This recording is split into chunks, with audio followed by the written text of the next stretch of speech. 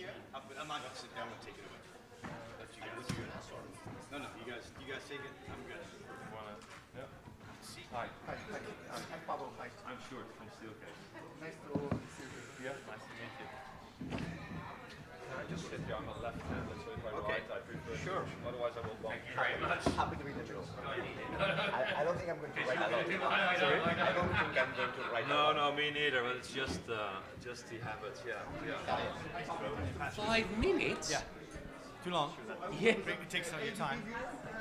And what time do we have to? 9:45. With Q&A. I mean, look,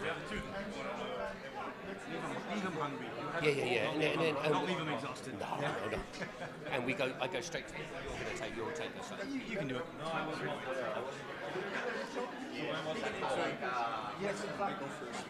No, we didn't. I'll intro him. I want to do 12 o'clock, not fucking 9 o'clock in the morning. One question. Yeah. You don't have a presentation, do you? No. But do you have someone put the headshots or I introduce them? Do I introduce them or? You introduce them. I'm going to introduce you, and then you introduce your panel. Okay. And I've got a walk to my place. Well, you have next. Whatever you want. You do it in sleep. Yeah, exactly. Okay, we're going to get started. If anyone outside, come on in. It's like I'm the model of hybrid. Okay. Okay, let's leave the door open for a few minutes. Yeah. Okay.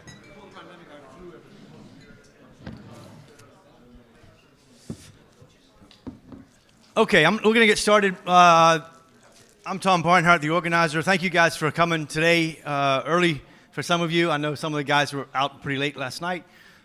Really good day yesterday. Honestly, more interesting than I thought it would be yesterday. We were pleased to also have kind of the opening reception thing, which is the first time we've done that, which I think worked pretty well as well. Today, some logistics. So we've got 2 rooms again. We call this stage 1 or plenary room. And as the day goes on, it'll get a bit fuller. So this is stage 1. Stage 2, like yesterday, is over here, right? So we've got 9 o'clock Romic. We've got Elias at 9:45. We have 10:30 coffee break. Then we are back in 2 rooms at that point. But all this is on the website. It's also on the printed bulletin at the front desk. It's also on the Brella app, right? And you can, and those who don't find it there, you're going to ask me, and I'll tell you anyway. Okay. So, but one thing on the Brella app, those of you who are here don't always want to use the app. I understand that, but a couple of reasons you should. Those people who are online might want to meet with you. Keep in mind that tomorrow we don't have anything physically, but the app is open, so you can have 15-minute one-on-one video meetings with anyone that's on the app, and we've got, I think, 140 people on the app as of this morning. We'll have about 200 people tonight at the awards gala. It's in here, in this big gala room here. We've got 28 awards tonight, plus we have a Lifetime Achievement Award for yours truly, Mr. Romek Lubachevsky. So, a round of applause. So that's pretty much it. I want to thank all of the sponsors. I'm going to do more of that tonight, so I won't go through it now. I'm keen to keep us on schedule, and let me pass the mic over to Romek straight away. Brilliant. Thanks, everyone. I have to tell you straight away, I imagined there'd be 5 people here, and that was us. I can't actually believe everyone got up. I didn't want to get up, so thank you very much for getting up and coming out. We're going to kick off with a topic which I think, if it's not relevant to you, you're at the wrong conference, guys, right? So if this isn't important, leave now. I've no problem with it. Don't all leave, yeah? But it is important. It's about virtual, yeah? The new world. So I'm going to kick off with a quick question to you all. Hands up if you think the old world, where you had 100 people and 100 desks, who's going to go back to that world in a year's time? Hands up if you think that's the world we're all going to go back to. Right, for the virtual team, no one put their hand up. Very good, very good. That was a check. Now everyone put their hand up. Please, put your hand up just to make sure you're all awake. Okay? Okay, they're all awake. Okay, next question to you all. In the world of virtual, so now we're virtual, we all agree we're virtual, how many of you, hands up if you think virtual means anyone can work from anywhere? I don't care. Hands up who thinks that's a great model. All right, that's too many, too many. So you actually think that it doesn't matter, anyone, anywhere. I don't agree with that, but I like the fact that a few, again for the virtual guys, about 20 people put their hand up.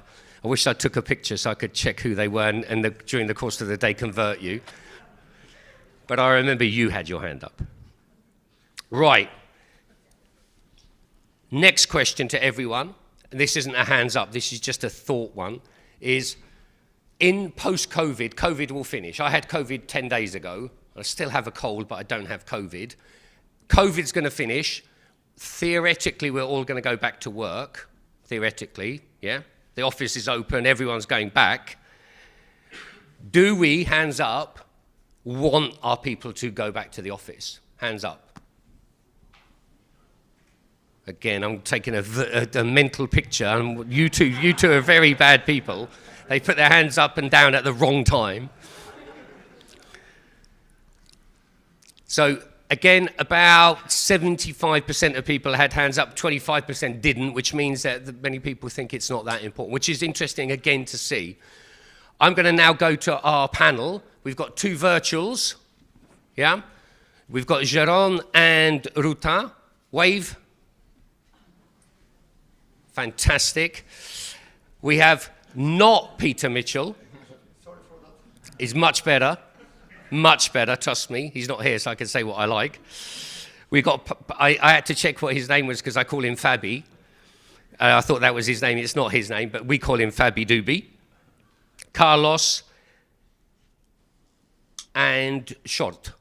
Short. Practice, not good enough. Fantastic panel. I'm going to go to them, and what I would like it to be interactive. So if anyone wants to join in, you put your hand up and I'll give you the microphone, no problem at all. But I'm going to go straight back to Ruta. On the second question I asked, anyone working from anywhere, share with us a little bit about what you guys are doing. Do you care? Anyone can work from anywhere? First of all, hello everyone, and very warm welcome. And me, personally, I am very happy to be back in this fora, even though, Romek, you just told that, 10 days ago we have the COVID, so I do have now. Therefore, my home office today, really home. So, yeah, and I would say that when I thought about that, first of all, what came to my mind that in the middle of the pandemic, we moved to the new office in Vilnius.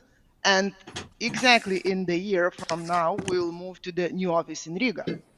So I must probably haven't seen anyone so heavily promoting companies' premises when everybody encouraged to work from home. This is what we had to do, right? When we are building these two big projects. And therefore, no, we don't see that in our organization we would work from anywhere. We will continue to apply our hybrid way of working for our virtual teams, and just to the adding to the Riga, Vilnius, Gothenburg, and some other sites, another site, so home office. And as answering to this second part, that if everyone could be able to work to apply remote work or to work from home, and answer from our side is no as well. It depends on the roles, tasks, data security, other risks, and the other work organization aspects. And our industry, where we are acting in, it brings some rules and regulations. And today we have the guidelines, which it enables flexibility, but it's not cut in stone. And actually, one size doesn't fit all. So every team, every area decides. So that is the very overall description where we are now and what we are looking for the future. Cool. Jeroen, what's your thinking around this? What's your experience? Yeah, I like the theme of trust that Ruta referred to. And I think what we've proven during COVID is that we can run our base operations completely virtual, but that the relationship with your employees becomes very transactional. And I think we need to be very careful that if we continue in this truly virtual world, all of our services become commodities. And we feel that our employees are a competitive advantage. And with that, having that physical connection, where you can invest in people, where you can build that connection, where you can focus on teamwork, where you can build the networks, where you can build the loyalty with the company and really focus on forming a long-term community is what really makes a difference. So with that, I think if you are not careful in a truly virtual world, your entire workforce becomes a commodity. And then you have to ask yourself how you can continue to be competitive with that commodity workforce in the European region. Yeah, yeah. I do think that we have to think about what others are doing. We are competing, yeah, for talent. I think that the first two questions I asked are actually linked. So can everyone work from home? Yes, we've proven you can. But I think it's much more important question is, do we want them to work from home? That's the question, not can they. Yes, they can. I do. I love working from home. I wear a shirt and shorts or maybe nothing. You could do whatever you like. It's fantastic. But the reality is, do we want them in the office? And I think that's the question. Carlos, we want people back in the office. Why? Why is it important? Should I? Yes. Hi, everybody. Should I use this? Use the microphone because they can't hear you online. Use the microphone. Okay. So, is it working? Actually, I was surprised when the question about if someone thinks that everybody should work remotely from anywhere, that 20 people said yes, but yet here you are. So that means that maybe because you consider that for others it's important to have this physical presence, you made the effort to come here. So for me, this is somehow the answer that even for people that are comfortable working from anywhere, still this physical element is important. And what Jerome said regarding the loyalty, the culture, the values, topics that we all know, I think it's very important. I mean, we are still social people. This is a bit of a redundancy, right? And I think this part of being together in a community, belonging to something, still is important. I mean, and this is also the reason why we are all here. Yeah, completely agree. Scholt, what's your thing? What are you guys doing? Yeah, that's thank you. So that is a good question. I think to answer that first question, to go back, can people work from anywhere? The answer is yes. Should they? No, probably not, right? So I think the future is hybrid, and this is something that we see. It will be that balance about working from home, working from third places, and working from your office as well. But we believe strongly that the office, there is a place, and it supports the culture.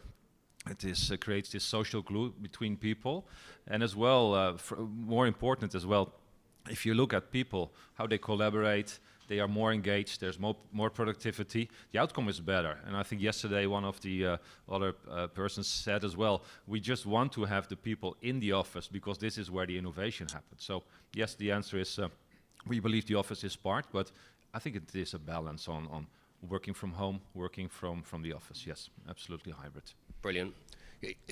I'm a consultant, so I have slides. Can we go forward 2 slides? Oh, I have a clicker.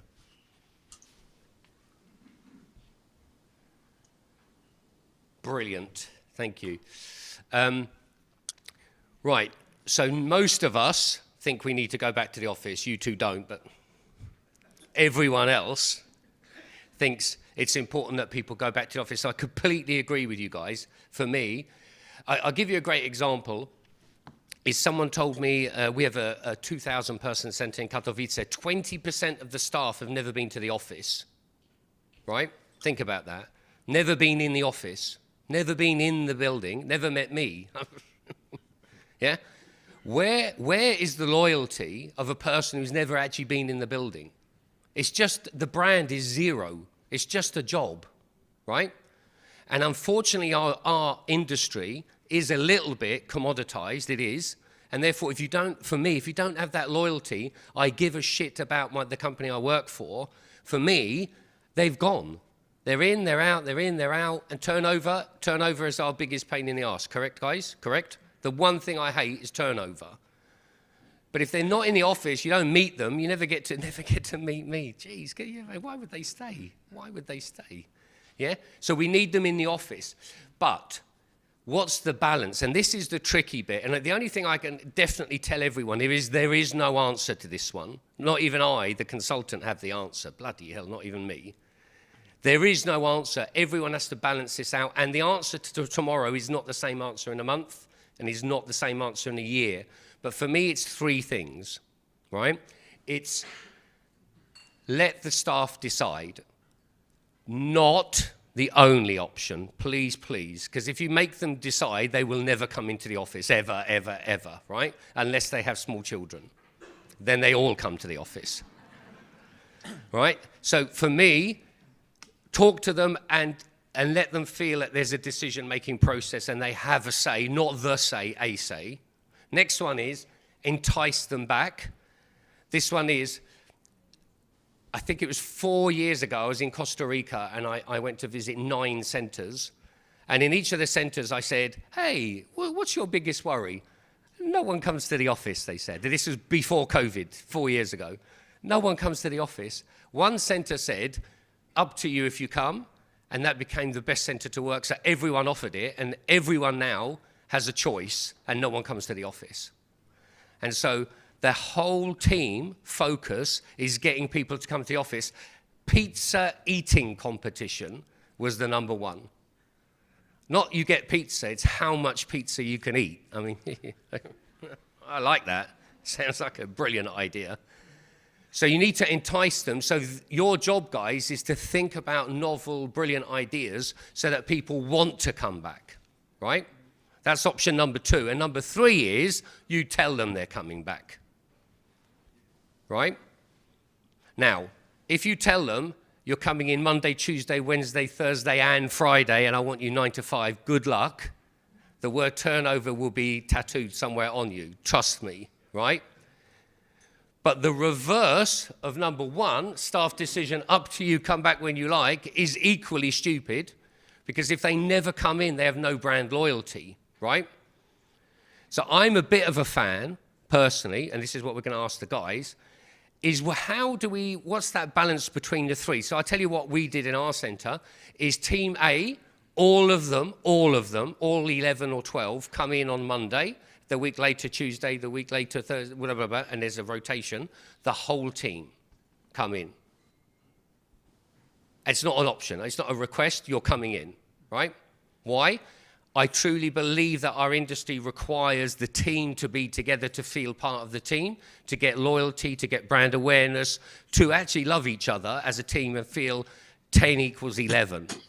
You don't get 10 remotely, you get 9. I want 11, and you're only going to get that if they're all in the room together. So one of my approaches to this is get everyone to come in as a team, 1 day a week. They have to. The rest of the days, a balance. Mr. Fabi, what are ABB doing? Hello, everyone. Actually, we've started to introduce a hybrid way of working quite early. And back in 2021, when we noticed around summer that the situation around COVID is improving, we already started to put thoughts around this topic. What can we do to bring our people back to the office? How can we reconnect with our employees? And let's face it, over the pandemic, we recruited at least 500 new joiners to our organization. Some of them are on this job market for the first time. Some of them even haven't had any role model as a leader, you know. We believe that our culture that we have at ABB, we believe that our teamship and the way how we interact with our people is also our competitive advantage. And we cannot achieve it without working together. We cannot achieve doing it fully remotely. That's what I will just mention to you. It's not the winning formula. There is no only the one possibility to do this hybrid way of working in the right way. A lot has been already said by my colleagues here during this panel. First of all, we need to understand what's the meaning, why we are going to work together, why we are going to meet together in the office. And then, based on the characteristics of certain tasks, sometimes based on roles that we have in the organization. This time that you should spend in the office can vary, maybe from 1 day to a few days a week.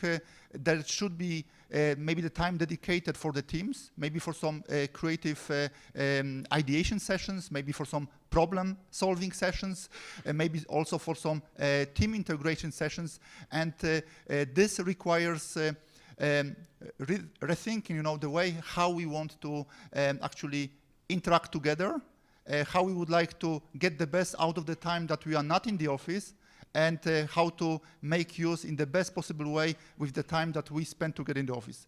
We, as ABB, created a couple of personas of our employees based on different characteristics, and we tried to accommodate different strategies to different types of our employees. Have we created all the possible variants? For sure not, but that was a simplified model that helped us a little bit to facilitate interactions and in this project. Then communication, extremely important, and not only top-down communication, but also interaction with our employees on a daily basis, just to really understand why they should be in the office. Of course, there are certain colleagues that are very happy that they are working from the office. Actually, I could witness a lot of them even during entire pandemics in the office. We had around 10, 15, sometimes 20% already of employees being permanently in the office over the last 2 years. However, then there is also the group of employees that really enjoy not being this traffic jam every day, not spending maybe too much time on, I don't know, morning preparations, before going to the office. And actually, they can be extremely effective also working from home. We need to admit it. Actually, our operations are extremely robust, regardless how we work together. There is a huge concern about mental health of our employees, because even they cannot realize that not being with us in the office, working alone from home, can create some long-term maybe consequences that nobody maybe is even aware of. And then also when it comes to personal development, we strongly believe that we can accelerate it if we can interact also jointly together. So we brought people to the office for the 3 months in late 2021, but then again, the situation around COVID has drastically deteriorated. And because we are monitoring the situation actually on the daily basis, we decided to put this project on hold. And right now, we are preparing the next phase of bringing our colleagues again to the office. So that's pretty much it. We work through entire employee life cycle. We try to get the best out of it from this hybrid way of working across all the stages of entire employee life cycle. So that's maybe Brilliant. Pretty much on this. Thank you. Thank you, thank you. Ruta, what are you guys up to? How are you dealing? What's the balance? Well, do you agree that it's the balance between the three, and then how are you actually implementing it? Actually, it's very, I'm sharing very much those thoughts which just was said about, this analyzing the employees' behavior. And even though it was example that it was done, already it was existent, we the same did, with our new projects. But actually, and as I already mentioned, that we have those guidelines as flexibility. And again, this is, the day set, but it might be percentage, and then it's up to each team and up to each area. But to be honest, I think that we will not get back staff in the office if they wouldn't want. And okay, if we are not able, to let it, to provide the flexibility, they might leave then where they are able to have this flexibility. Therefore, I think that we have to make, our places and the way of working attracting to them to come, and that is will be the key. And there is, two sides: the pull and push. From the push, we as organization setting the certain, comfortable guidelines is right, the flexible ones. But from the pull side, the employees who raise demand, what they would like, to find when they are coming back to the office. And first of all, the people, their colleagues. it will be the most motivator for them to come, meet and share organization's culture, and only afterwards the spaces where they can do that one, where they can collaborate, socialize, work in the groups, everything which is not which they are not able to find at home. So I think that would be, the how to say, we would look how to find this right proportion, and the only future will show us, what the proportion it will be. I think you're right. I think that flexibility is, there's no magic answer. You got to adjust it. Yeah, I think that's a big one. Jerome, yeah, I think share it. Yeah, tell us you have to be really careful there as well. I fully agree with what Carlos and Rita were saying, because fixed hybrid is not flexible, right? If you're telling someone that they have to come in every Monday, Wednesday, and Friday, that's not flexible. I think you need to recognize that flexibility takes into account the nature of the work as well as the individual needs. And you need to start with clear expectations, and expectations come with trust. And trust comes with responsibility. So from our perspective, the office remains the primary place of work. That's your starting point, but then there's tremendous flexibility that you can apply to them. Now, with that trust, with that responsibility comes us holding them accountable as well, right? You need to apply judgment, and you're going to be evaluated against that judgment. So I think we want to bring people back, because there are tremendous benefits of being together in person. We touched on several of them already. It's building connections, it's building that sense of belonging, it's building the connections to the work as well as to the people, and really getting the hearts and minds connected to the company that they work for. Now then, more practically, I think if you look at things like innovation, collaboration, holding workshops, training, learning from each other, being inspired by colleagues, those are all things that we haven't done a lot of during COVID, because it's extremely challenging to do that in Zoom calls. So one of the changes that we're making is we've tripled the amount of collaboration space. So we have entire floors that don't have docking stations, that don't have desks to do your emails. The entire floor is dedicated to collaboration, to innovation, to building connections, to getting to know your colleagues. And I think that's the things that I hope people are going to appreciate, so that they see the value for their own productivity, for their own development, and for investing in their own professional growth coming to the office. Is that going to be 5 days a week? Probably not. But making it a fixed hybrid structure takes away a lot of that flexibility. Flexibility comes in different shapes and forms, and you need to have a relationship with your employees where you can trust them to do the right thing by setting certain base expectations, and then allowing them to be reasonable with the time that they spend in the office. I love the thought process. I'm not sure I agree with it from the. There's a sign over here. You can't see it, guys, but here there's a lovely sign from SEMA with the word trust written there. You said it 3 times. You're making it sound like we just trust that everyone's going to turn up. Well, no, they're basic and expectations. That worries me, because there's Kajik who hasn't been to the office for 2 years, and unless I tell him he has to come in on Monday, my worry is Kajik will never come to the office, ever, right? And in a way you could say, but we don't need Kajik. He's doing his 10 invoices a day. Great, well done, Kajik. He's done 10, but he's not going to get to 11 because I gave him the target 10. I've never seen the guy. I don't know what he looks like. He could have 2 jobs for all I know, right? But more importantly, what worries me is we had a quick vote. Everyone, 80% of the people said, I want everyone to come back to the office, for good reason. But if you just say, Kajik, you turn up if you like, my worry is, Jeroen, is that he won't come, yeah?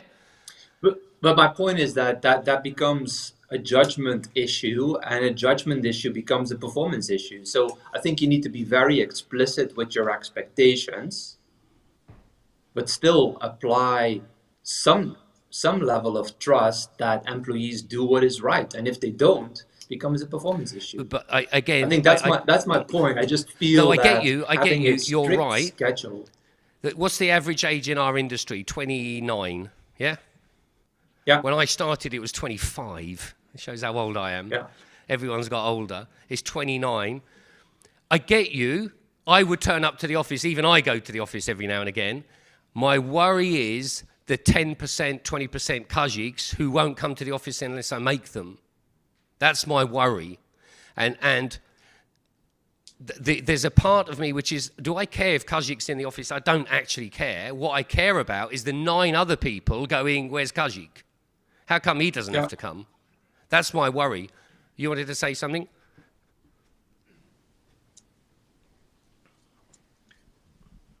May I add a bit here? No, you know, it's not very- about very Kazakh. quickly? Christian Westry Adaptive.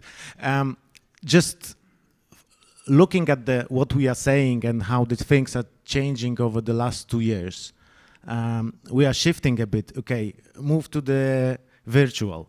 Let's arrange something. Let's arrange something for virtual. But to be honest, I also agree with you, Romek, partially. But on the other hand, 2 years ago, many of us have changed their decision on the recruitment sources. So we have moved away from location-focused recruitment, meaning this 20% of Kazakhs and the others are actually not in your city. So pushing them a bit to show up in the office will not work, or you will simply lose that resources. So my a bit provocative statement is you don't know him because we as a company didn't learn how to arrange this online integration or online engagement or virtual type of events. Just frankly speaking, we are still in the lockdown somehow, not from the public perspective, but actually in the companies, many of us still didn't come back.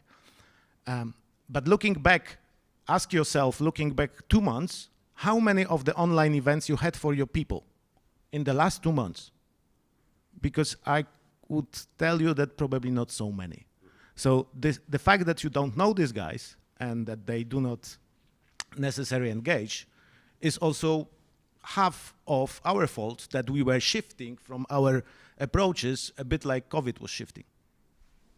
Agree. Again, there's no answer. I don't think. Carlos, how are you dealing with that whole view of you want everyone back in the office, fact? What are you doing more up to you or more pizzas or more around you have to be on a Monday? Actually, I agree with what Jerome said, that a rigid schedule actually is not flexible, because the moment you have rules, still flexible has to be something that changes over time and fits different characteristics of the person.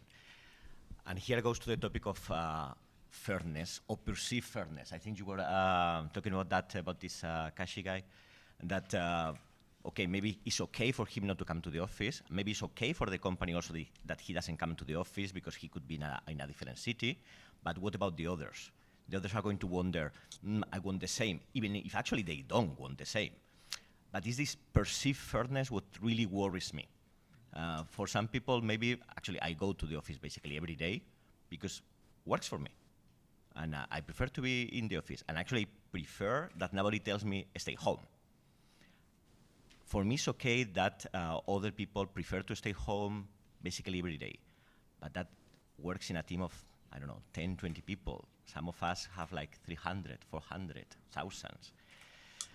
So this balance between hybrid, we all agree. But this balance, for me, is about the flexibility that we apply to this hybridness. This is the real question for me now. I think hybrid is already here. That's not a debate anymore. Hybrid understood as like remote or physical. That's already here. Now, what's the balance for the flexibility that we allow for this hybrid model?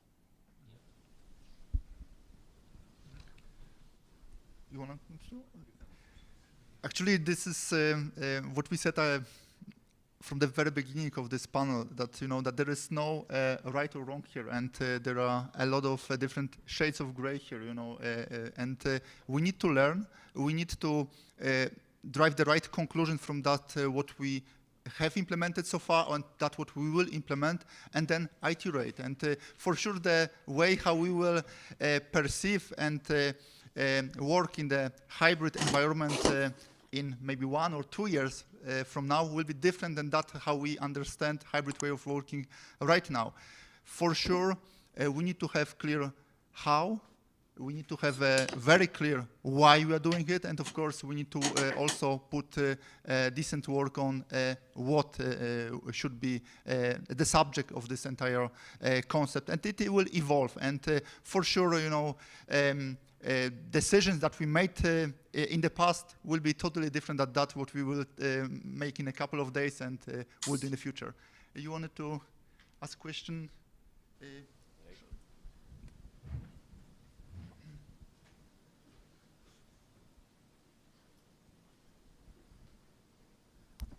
Hello, I'm Andrei from ING Business Bratislava. I just have a practice I would like to share that might be interesting for the others.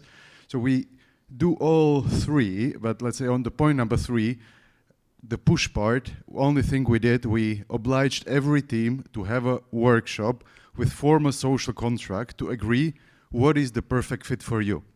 For that workshop, and we have 1,000 people, so it's, let's say, more than 100 teams. And each of these workshops is facilitated by a team lead or manager and a professional that was prepared for it. And the experience so far, so maybe 80% of the teams already went through this. There was and we said the flexibility might be from 1 to 99%. But actually there are very few teams, or there is not a single team that would say, okay, we will not come to the office anymore. So, but we intentionally didn't want to say, okay, you have to be 2 days in the office, yeah? This is the limits of the agreement. We said 1 to 99%, but the outcome of this, and this is going to Jerome, this kind of trust, that they agreed what was meaningful to them, but no one agreed, okay, we are not coming to the office at all. So, but that was not just kind of a random act, okay, come whatever, but we obliged them, have a contract, and then review this contract after 3 months, if it is working for you or not. So that's the practice we wanted to share. Yeah. And pizza. Yeah. Someone asked me this question yesterday, and I said, an idea I gave, which is if the team turn up in totality, so all 11 people turn up, they get a pizza. And he goes, but if only 10, do they get a pizza? And I went, no.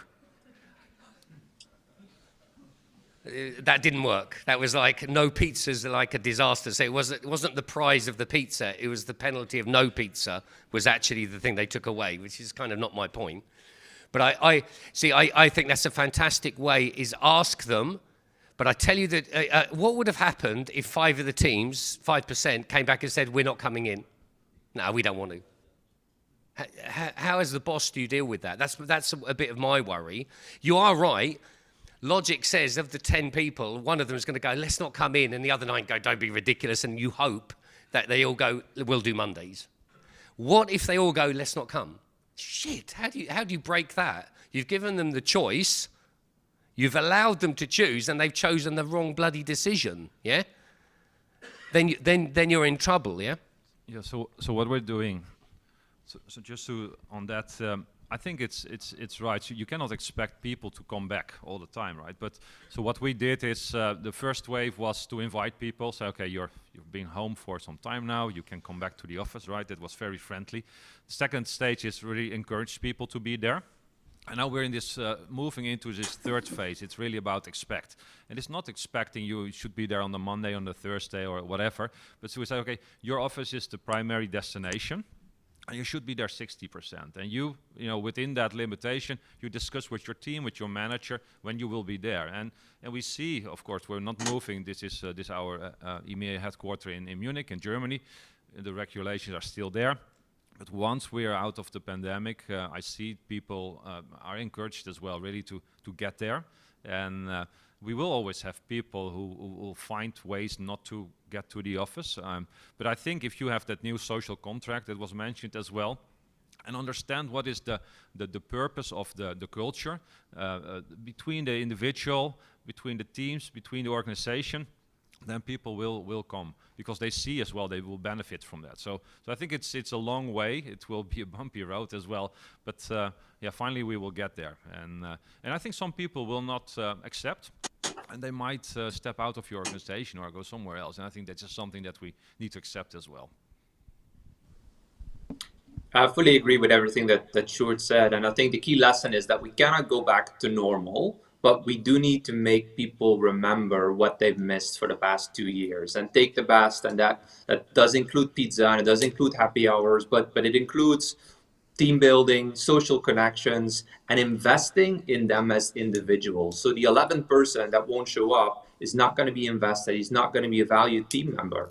And I think that's an important consequence that comes with not meeting what we would consider the basic expectations. And I think we've been pretty clear with that. I have 600 people in the office today, and no one was forced to come in. So yes, there was breakfast and cookies and coffee, and that all helps, but it's not enough, right? You need to demonstrate what they've been missing, and then I think you get a healthy balance. I just have a question, actually, not a statement. The question is, and the real question, why employees, they don't want to come to the office? We are asking now why they need to be in the office, but why they don't want to come to the office. Especially that 1 year ago or 2 years ago, somehow we pushed them to be working from home. Even in some cases, they didn't even have the right condition at home to work. And we pushed them to do it. Now we need to push them back to bring. So it's always the decision of the leader. Go home, come to the office, but what is the right choice for the employee and what are the reasons, and are we ready to compensate the cost of the transport for the employees? Because this is a saving that they did for 2 years. And yeah. I agree. It's a super question. It goes a little bit back to the question I asked, is why do we want them to come back? Yeah? And it's that, for me, 10 people virtually equals 9. 10 people in the room equals 11. Do you get me? There's that sharing, that ability to do more by sharing and being together and feeling part of the business, being part of the company, being part of the team. And you get me? And virtually it doesn't work. It works, but not. We've got there. We've done 2 years of it. It's enough. It's not going to get better, in my personal view. That's why I think we need people to come back. But you're right. Someone who travels. We've got someone in our team who's moved and lives in Warsaw. Our team's in Kraków. They live in Warsaw. And then I found out he's not in Warsaw. He's in his country house outside of Warsaw somewhere. I don't even know where he is. Yeah. And so we go and we're going to have a meeting. And he goes, yeah. And he's virtually, and he's got a picture in the background. And he looks like not that he's living in the middle of a forest. He looks like he's in an office, but he isn't. He's in a forest. I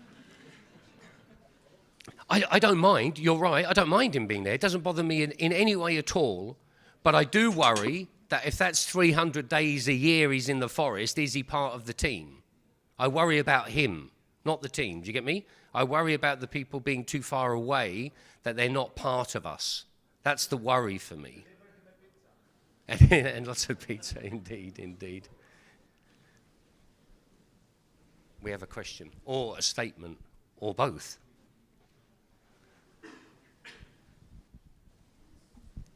Yeah, thank you. My name is Adrian, and I'm from Nes, Romania. Actually, I have a question, but right before the question, I want to say this. I'm working from the office every day. But this is me. It's just me, and sometimes it's just me and one of our colleagues from the HR department in 4,000 square meters. But still, I want to ask you something. Sorry. Why we connect loyalty with the office? Because from my perspective, this is the wrong way of doing it. And actually, when you said that, I actually discussed with my colleagues and checked my email, because I received every month I receive a list with the colleagues that they are leaving. And actually, in March we have only one engineer leaving. It's 0.5 attrition in March, and they are not coming to the office, like at all. So why we connect loyalty to office? Yeah. Can I work for you? I'll keep my job and do your job as well. I have both, get paid twice. Right, I have a statistic on this. I read an article 2 or 3 months ago. A company with 100,000 employees, I won't name them, but it's Microsoft, did a survey after 2 years of COVID, and they generally had work where you like, and 99% of people worked remotely, but not everyone. They did an analysis of of happiness and equally of promotions. They did an analysis of people promoted, and there was a direct correlation, of people who never came to the office not getting promoted. Direct correlation. Right? Think about it. Now, you could say that's not fair. I didn't vote. I don't work for Microsoft, so it wasn't me doing it. Yeah? But think logically, all of you in the room, you're all bosses, right? There's no non-boss in the room. Everyone here is a boss of someone, right? You decide who gets promoted. Be honest, you haven't seen Kazik, you've never met bloody Kazik. Is he getting promoted this year? Is he? I don't think so, because you don't even know the guy. Yeah? Now, he could do a fantastic bloody job and do 11 invoices, not 10, but I don't know him. So when his topic comes up, let's talk about Kazik. Never met him, never met him, never met him. Okay, he stays a senior associate. Next. Kasha. Kasha, I saw her yesterday. Yeah? Now, I'm not saying what I'm saying is right, but think about it. It is a fact. I truly believe that that's mentality. Human beings like being with other human beings. It's a natural thing. We actually like being together, right? Not all of us. I'm one of them that do. I like being with other people. But most of us actually like and enjoy being with others and sharing insight and talking about things, just random rubbish. But the fact is that by being together, we feel more part of the team, the company, or whatever it is you're part of. So I don't disagree that you can't work virtually. I'm not saying that. I'm saying, do we want to? That's the question I'm asking. And if you think the answer is not really, then that becomes then, how do we work at getting our people back in the office? That's the question. Not can we, should we? That's the question. And everyone, like I said, everyone's going to find a different conclusion to this. I'm going to go, Carlos, I'm going to go one by one with the panel. If we could do 1 minute, just give your food for thought, your kind of conclusion. Well, actually, starting with this question, I think the loyalty is not associated with the office, it's associated with time. And somehow the office facilitates that you spend time together with this unofficial communication, with these jokes or the rubbish you were mentioning. And this is the important part here. And we have it also in the time we are spending now together in the coffee machine, or yesterday with the dessert, Sandra. So this is a bond that helps everybody. As I said before, I think hybrid is here to stay. This is important because there are benefits in terms of attracting talent, in terms also of savings. Nobody mentioned that part here before, but also we don't want everybody in the office at the same time, because some of us, we don't have the space anymore, actually. So this is also a benefit. It's a benefit for the employee. They can save time in commuting, time in clothes sometime, time in lunches.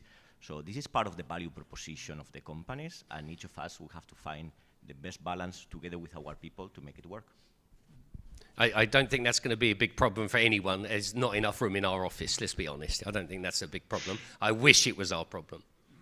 Pavel.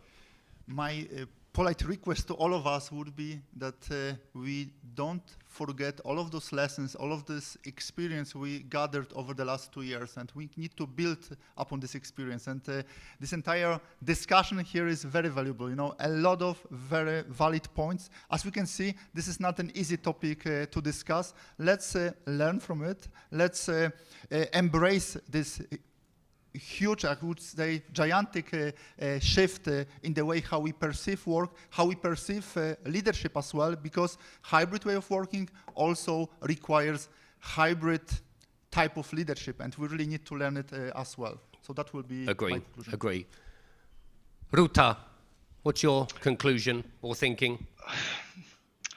Well, it's very hard to conclude a lot of thoughts, and actually we don't know, there is no answer. I mean, obviously there is no answer, but maybe I can echo only, some thoughts from our employees which they wrote in the letter, in the capsule for the new building, which we will move in the 1 year, and I'm really looking forward to look into that. But the main thoughts were that we are looking forward, to welcome all of us together, from the 3 different locations plus home, under one roof. And we would like, to meet each other. We would like to learn from each other and to collaborate. And we are looking forward for this, activity-based, the variety where we can utilize different of our, the behaviors and different of our needs. So that is the main source where from the employees, and I truly believe that this is exactly what we will work together for. Indeed. Jérôme, thoughts? Flexibility is a base expectation. I think it's pretty simple. No flexibility, no talent. The labor market is hot in all of the countries where we do business. So we need to find an approach that works for employees, that works for the business, and that works for teams, right? And needs to be tailored to the nature of work, needs to be tailored to the needs of the individual. And I think hard rules, black and white guidance is not going to work. You're going to end up with the lowest common denominator. Flexibility does come with responsibility. I mentioned trust before. You need to apply that to judgment, but also hold your employees accountable. I think truly virtual makes the relationship between the employer and the employee completely transactional. And you got to be very careful if that is your business model. Yeah. Fine for highly, truly commodity services, but not when you want to create value from your center. We believe people are a competitive advantage. They add value to the business. You need that longer term connection with the colleagues. It's about innovation. It's about learning. It's about training. It's about structured and unstructured collaboration. It's about assimilating the team in the organization and really extracting value from the diversity of teams. And I think with that, today, the value of a physical connection remains huge. It'll evolve over time. We cannot stand still. We need to listen to the employees, look at the technology that we have to create that loyalty virtual as well. Times will change. It'll be different 20 years from now. But for now, it's about finding a reasonable balance where we have the opportunity to invest in people so that they can reach their full potential, giving them the flexibility to be most productive, both in the office and when at work and in their personal lives. Brilliant. Thank you. Flexible. Good word. Good word. Good. Yeah. So I think what we see is hybrid is hard. Hybrid is here to stay, and what we even see more is that hybrid collaboration is even harder. So I think the office will be part of an ecosystem. It means work from home, work from other places as well. So what I would like to ask as well, we see research is showing that a lot of people, organizations think of hybrid, but we do not see a lot of people having a clear definition. A lot of organizations do not have do not start testing this. I think I would encourage you to pilot, start small with something, create a social hub, create a hybrid collaboration space, and this means there's a lot. It's the hardware on one hand, but the software as well. Have these conversations with your teams. There needs to be new etiquettes as well, right? And how do you engage people? Because you mentioned as well, I mean, these conversations or these online collaborations are, they are painful very often, right? Technique is not working. So how do we get into these new work rituals, these new actually as well spaces that are virtual and online as well, but that are included? Actually spaces that are easy to use, and as well that spaces that engage. So that would be my question as well, and advice, looking into the new reality, because nobody's going back to the office, right, as it was. So this is what I would like to conclude. Brilliant, thank you. I to wrap this up, because I'm eating Elias's time and he's much more interesting than me. Yeah, that was a joke. This is my takeaway, and to share with you. Ignore it, no problem at all. I tell you my thinking on this one is have a plan, put the plan into effect, and adjust, and you said it 3 times, make it flexible, ask the people, and then after 3 months go and look at it again and adjust, and then look at it again and adjust. But have a plan. My number one worry is you do nothing. If you think that your 1,000 staff are going to come to the right conclusion by themselves, you're dreaming, and you shouldn't be a centre leader. Trust me, you're in the wrong job. So if you think nature will take you to the right destination, you are really, really wrong. You need to make a stance, and it means on Monday everyone's in the office and people are going to complain. Grow up, bad fucking luck. Yeah?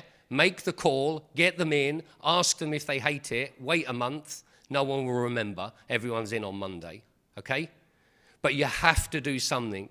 Doing nothing is a massive mistake, I tell you that for sure. So do something, accept it's wrong and change it, but don't do nothing. That's my takeaway, guys, okay? So the new world of virtual is yours to define and steer, but you're steering it. You are steering it, not being steered by it, okay? Thank you.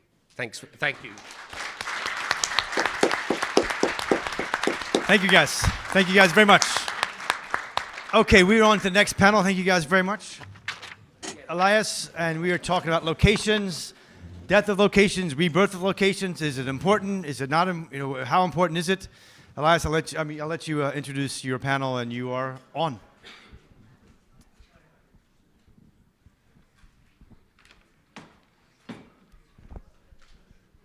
Okay. Now, Romik, as usual, I disagree with you. I'm not better than you. And believe it or not, there's a logic why Romik goes first and I follow. Because we have just determined that we need that office, right? And he told you, you better figure out how you're going to use it, because if not, your center is up for a very difficult ride. So we need the office. Question is, where the heck are we going to locate it? Because they didn't answer the question. Now, we got a panel answering that. We got Rucha Verma, Head of Global Services at Zurich Insurance. Welcome, Rucha. Thank you for joining us. Hi, everyone. We know you couldn't make it for certain reasons beyond your control, but welcome. We've got two other brilliant people, and I'll just start row by row.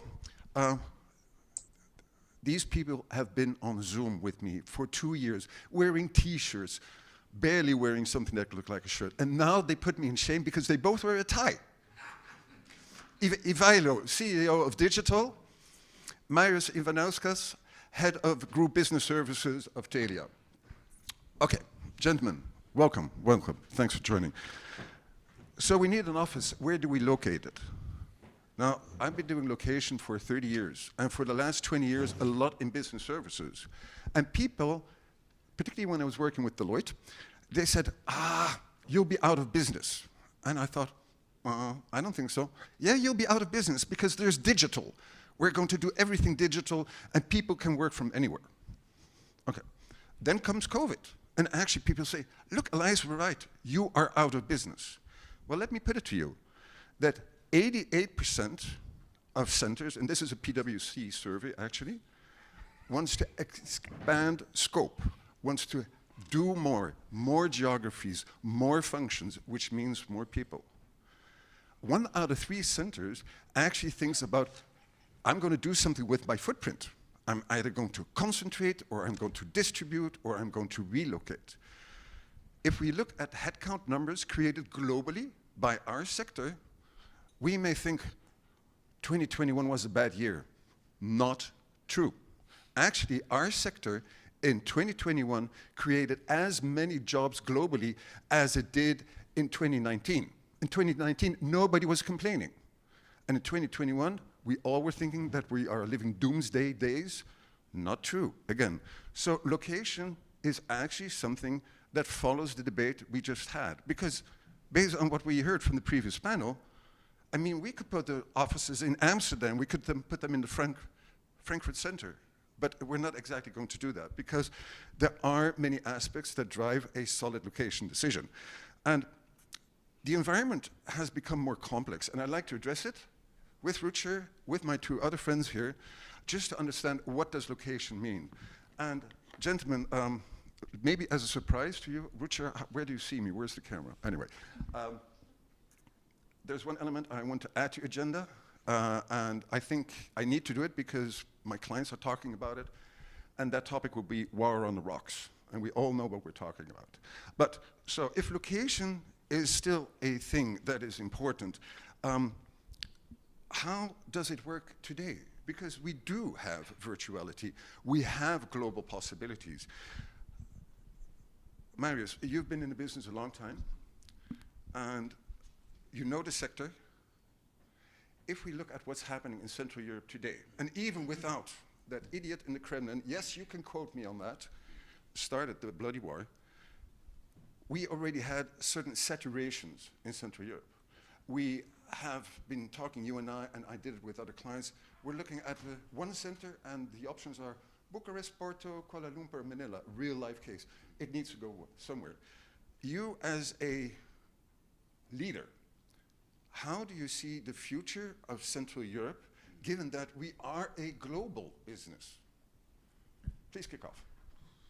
I think I might ruin a party a little bit and touching what Romek has been talking about. I think we're not mentioning thing that pandemic is not over yet.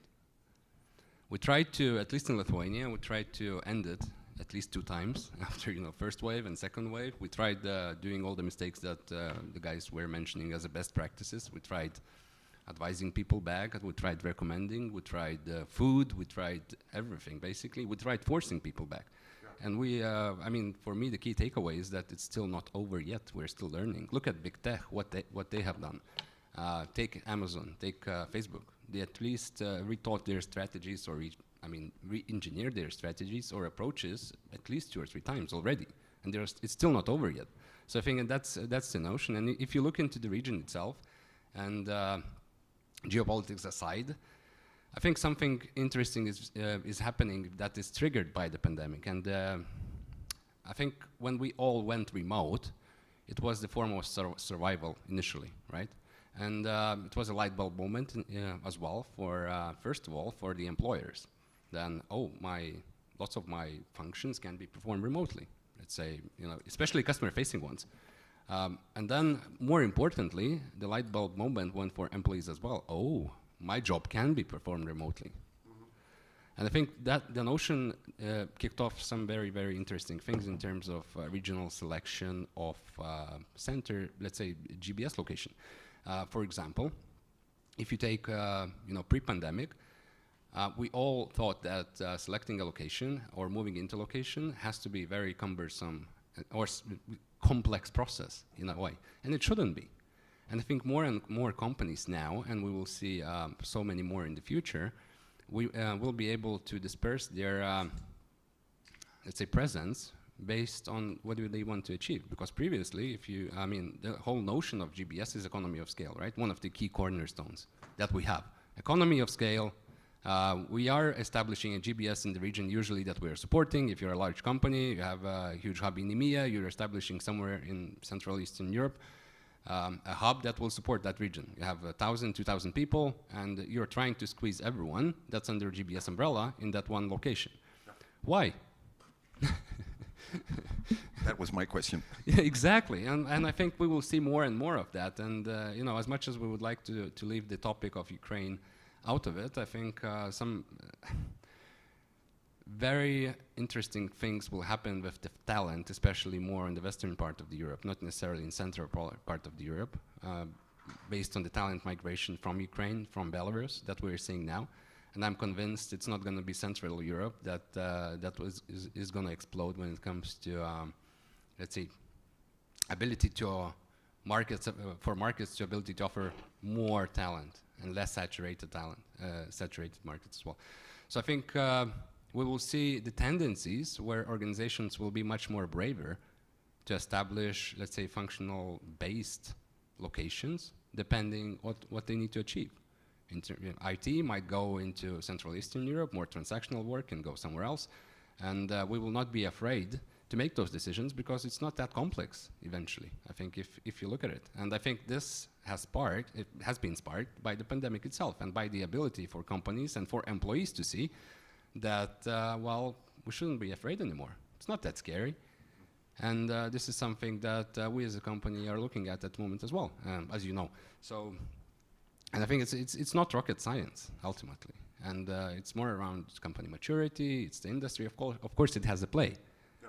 But ultimately, I think, some very, very interesting things will happen in that arena over the coming years. Thank you. Ivo, digital. I remember the days when we met, like 20 years ago, somewhere in the rain in northern Bulgaria. You built out a digital company. I always saw that your mothership was Bulgaria. But even before we start the impact of what's happening in Ukraine, even before the war, did you see that Bulgaria would remain the mothership? Or what's the story of digital? Are you spreading over the world? Are these just satellites, and is the hub still Sofia? How does it work in your neck of the woods? Are you seizing global opportunities, or is CEE still 80% of your delivery capacity? I mean, hello everybody. Yeah, indeed, we met 20 years ago, yeah, I remember. And it was the very beginning.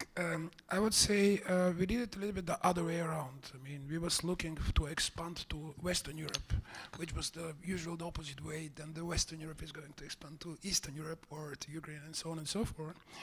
And luckily it was very successful over the last 10, 12 years. And now with digital, everybody's talking about digital, virtual. I mean, our name is a program already, digital.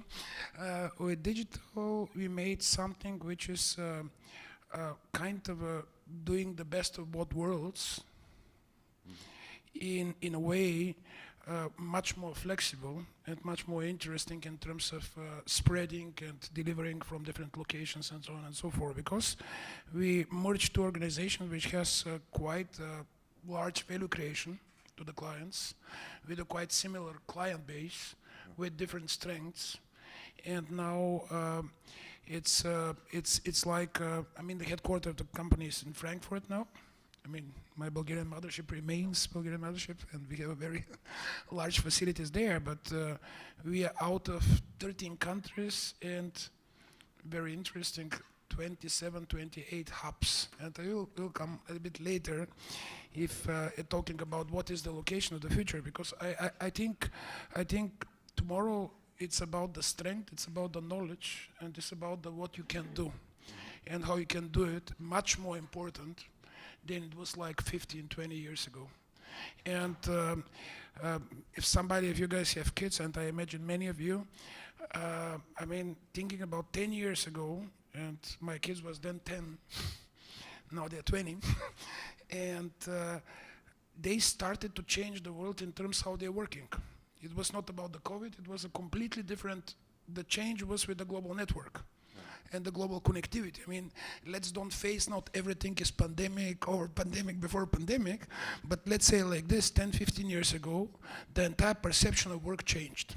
Yeah. And it was very remote before COVID, because you cannot deliver on a global scale without having the ability to work remote. Maybe it was more in the office in the different places where we was, and we had more the office locations, but the remote work was something which was very popular already. And I think this is for all the people which are running centers here. This was before pandemic, way before pandemic, was something which was a daily business. This is why in our industry we create more working jobs in 21 than 20, because we was prepared for that. Yeah. After the global connectivity, after the global network, after the UMTS licenses for the telecom operators in 2004, 5, 6, we got the ability to work remotely. Now, the new reality is how global is global, how local is local, what is office, and so on and so forth. These are the things which came with COVID very much, because at a certain point of time it affected everybody. Earlier days there was a small number of businesses and industries which was starting to use the optimum out of this, and maybe certain size of companies upwards, and the small and medium enterprises was thinking these guys are stupid to do all these things, that we started like 2000 and onwards. But on the other hand sides, now everybody is there. Oh. And this is the real question now, how to deal with this, everybody is there. We are digital, we created maybe, and this is maybe interesting for you guys to think about. I mean, I'm not saying that is every 3 months, like Romek says, we have to change. Every 3 months we have to think and change. But what we created something which is called hub strategy. We said we don't have our imagination is no more about countries, and no more about cities. It's about hubs. And hubs means a region where the people are belonging to something, which give them the opportunity to have the pizza together once a week, but also give them the opportunity for the other 4 days to work either as a hybrid worker or as an office worker or as a home office worker. And based on the personas, I like this concept because we was working a lot about this future of work personas concepts. Based on the persona, you are getting certain environment. For example, nice thing was the earlier days, the company car importance in Germany. This was kind of the biggest benefit for everybody was to get a company car. Imagine today, the biggest benefit could be to have a second screen at home delivered by the company for your work. And all this hub strategy is not to be belonging to a certain place, but to have places where you can meet. And this is maybe a potential opportunity, and I can 1 year later I can tell you it's working or not, but this could be a potential opportunity to change the place and to change the environment. Yeah, it's just an idea. If you're talking places where you can meet, because if I follow your reasoning, then indeed I'm going to invest in real estate in the big cities because they're accessible, they have good internal commutes, I can get there via car, via train, or via airplane, if that will still be around for the next 10 years. So are you saying that if you look at your strategy, which is your business strategy and your delivery strategy that is behind it, like the creation of regional hubs, does that mean that we're going to find digital in the bigger cities, or are secondary tier 2 and tier 3 cities still part of the overall game plan? How does it work location-wise? It's a very good question. I mean, it's a very good question. Thank you, Lars, for that question, because we have to be closer to the talent that we're looking after. And based on the service and the business, it could be also tier 3 city, which is the hub center, because in this tier 3 city we have the best access to the talent which can deliver the service. I mean, it's for sure tier 1 cities are attractive. Yeah. And people can reach them the easiest, but this is not always like the talent is that we need, because we are competing maybe in tier 1 cities harder to get the best talent, and maybe if you're in the tier 3 city, you can get the better talent and better access to talent, and maybe this is the right place for the hub. Yeah. There is a question there. I've got the microphone. Please wait. Ruchir. No, hang on, come on. We got time. I mean, Romek went over time. Watch me do even better. Excellent. Richard, Zurich Insurance, global company. How does global deployment and location work for your group business services operation? Can you tell us a little bit, what is the thinking, what is the strategy, and how does location matter for you and your company? Yeah, sure. So, I mean, of course, it's a large company with a traditional GBS setup, right? We have centers across Asia, Europe, Southern Europe, CEE locations. In the last 2 years, with all the discussions, I don't want to repeat it, what we have realized is that scale, which used to be one of the biggest factors, we have a lot of flexibility there, right? So we don't need a big minimum number for a location to be viable or valid, right? Depending on the profile of the people, depending on what we want to achieve, there was some discussion before about transactional work, expertise, and so on. We can go for smaller places as a hub or a spoke or a flexible location, if you like. We see that we don't have to be tied to a location within a country, a city or so. It can be countrywide, with the option to meet and come together as a team at frequent intervals, right? So it's expanding in multiple directions. One is, yes, smaller scale can also be made to work because it is almost equally efficient in today's world compared to a large scale location. Secondly, the boundaries of city are expanding to at least the boundary of a country. I think cross-country contracts have a unique challenge, but within the country, those remote contracts, they work very efficiently and flexibly. I promised to get back. Thank you for that, Richard. I promised to get back to a gentleman who had a question. Yes, let me join you.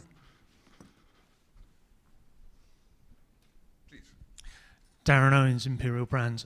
So going back to, I think, the hub discussion, saying having places to meet, does that then mean that your strategy is, in fact, and it kind of was touched upon by the third speaker there, was that what you'd actually be looking at is, instead of, if you traditionally had 500 seats in Krakow, for example, you only need 200 of those now anyway, but that 200 would actually be 70 Krakow, 70 Warsaw, 60 Poznan, or just availability of multiple places to actually hire and come together. Because when you say a hub where people can come together, and it's kind of a bit location agnostic, it's not agnostic if it's only in one place. Very good question. This was something that we was elaborating like a year about. And the first idea was to reduce the office space by half, because seeing that the people can work from home, and then to say, okay, let's reduce the office space by half and go through hybrid, and then distribute the spaces differently. End of the day, we faced the experience that we started to hire people from everywhere around. And then it doesn't make sense to be binded to one place, but then it makes sense to have more places, but not to lose what Romek was elaborating in the previous, not to lose the ability for teams to meet, the teams to work together, and so on and so forth. This is maybe the rationale, and absolutely it's more like, instead of having 500 seats in Krakow, it's better to have in Zoom 300 seats, but in 3 different places. And then to people which are belonging to these places, and then you have the size where the teams can meet. You have organized the teams a little bit to get closer to each other, because certain regional flavor it has to be. And then you're getting also one other benefit, which we never used that well before. You're very closer to the local society, to the universities, to all the places to talent, and sometimes tier 2 cities university, or tier 3 cities universities. We are very famous in Craiova, for example, in Romania. It's an excellent partnership. I mean, it's absolutely working fine. And, I'd like to dive. This is what we are doing currently, yes. In this regard, we opened Lisbon, we opened Barcelona again, we opened a couple of places. No, seriously speaking, I mean, we was not about to have that many, but then we changed the strategy and we really opened plenty of new locations. Not we are analyzing, we are opening them. and starting hire people, and this worked very good, guys. I mean, this is, I can say, for us, it works. I remember us doing Burgas together and you guys setting up business there. It echoes what Rucha is saying about tier 3 locations. And just to drive home that point, I'd like to do a little exercise here. Could I have, of the following companies, one individual stand up? What is it? Alter Domus? Anybody? Comdata? Anybody? Dexcom? Thank you. SD Works Poland, a Tiki Elevator, Trivium Packaging, UAB, what does it say, Accenture Lithuania. Okay, so those are the people that want to get an award. Now I ask you to stand because actually all of you located. So vote for them, huh? Vote for the ladies. Come on, go, go, go, go. No, please sit down. Please sit down. Relax a little. So I asked them to stand because on the list of new BSc entrants, the majority of companies located in tier 1 cities, right? Whereas research shows that, particularly in 2021, half of the BSCs were set up in tier 3 and tier 4 cities. Which brings me to, you've got a distributed strategy.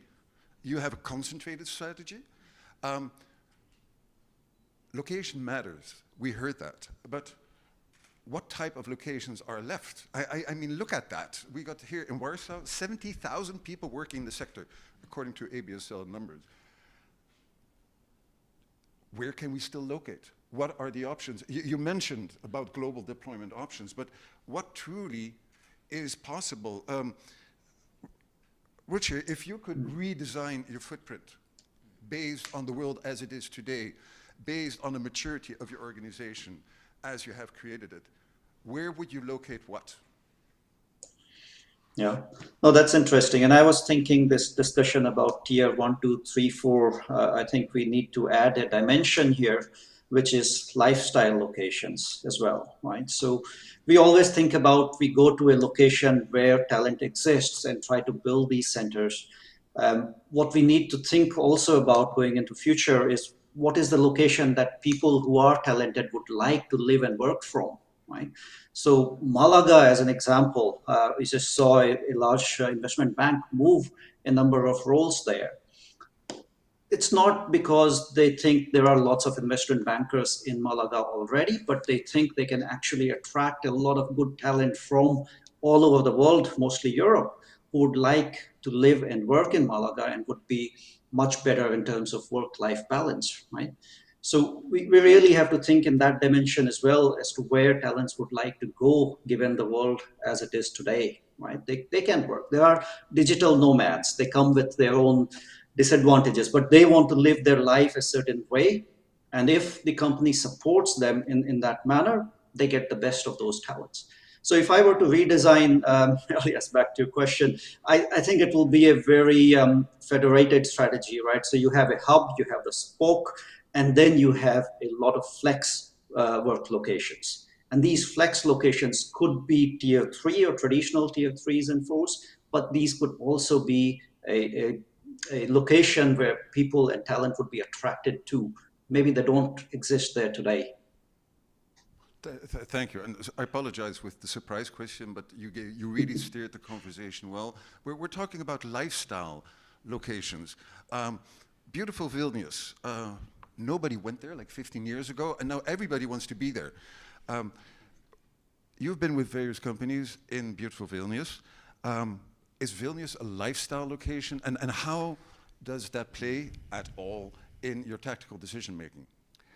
I think, you know, from Vilnius standpoint, it's absolutely, yes, of course, but it's not only Vilnius, it's in Lithuania. We still have Kaunas, we still have Klaipėda, and I think these are unexplored opportunities, you know, at large from the country perspective.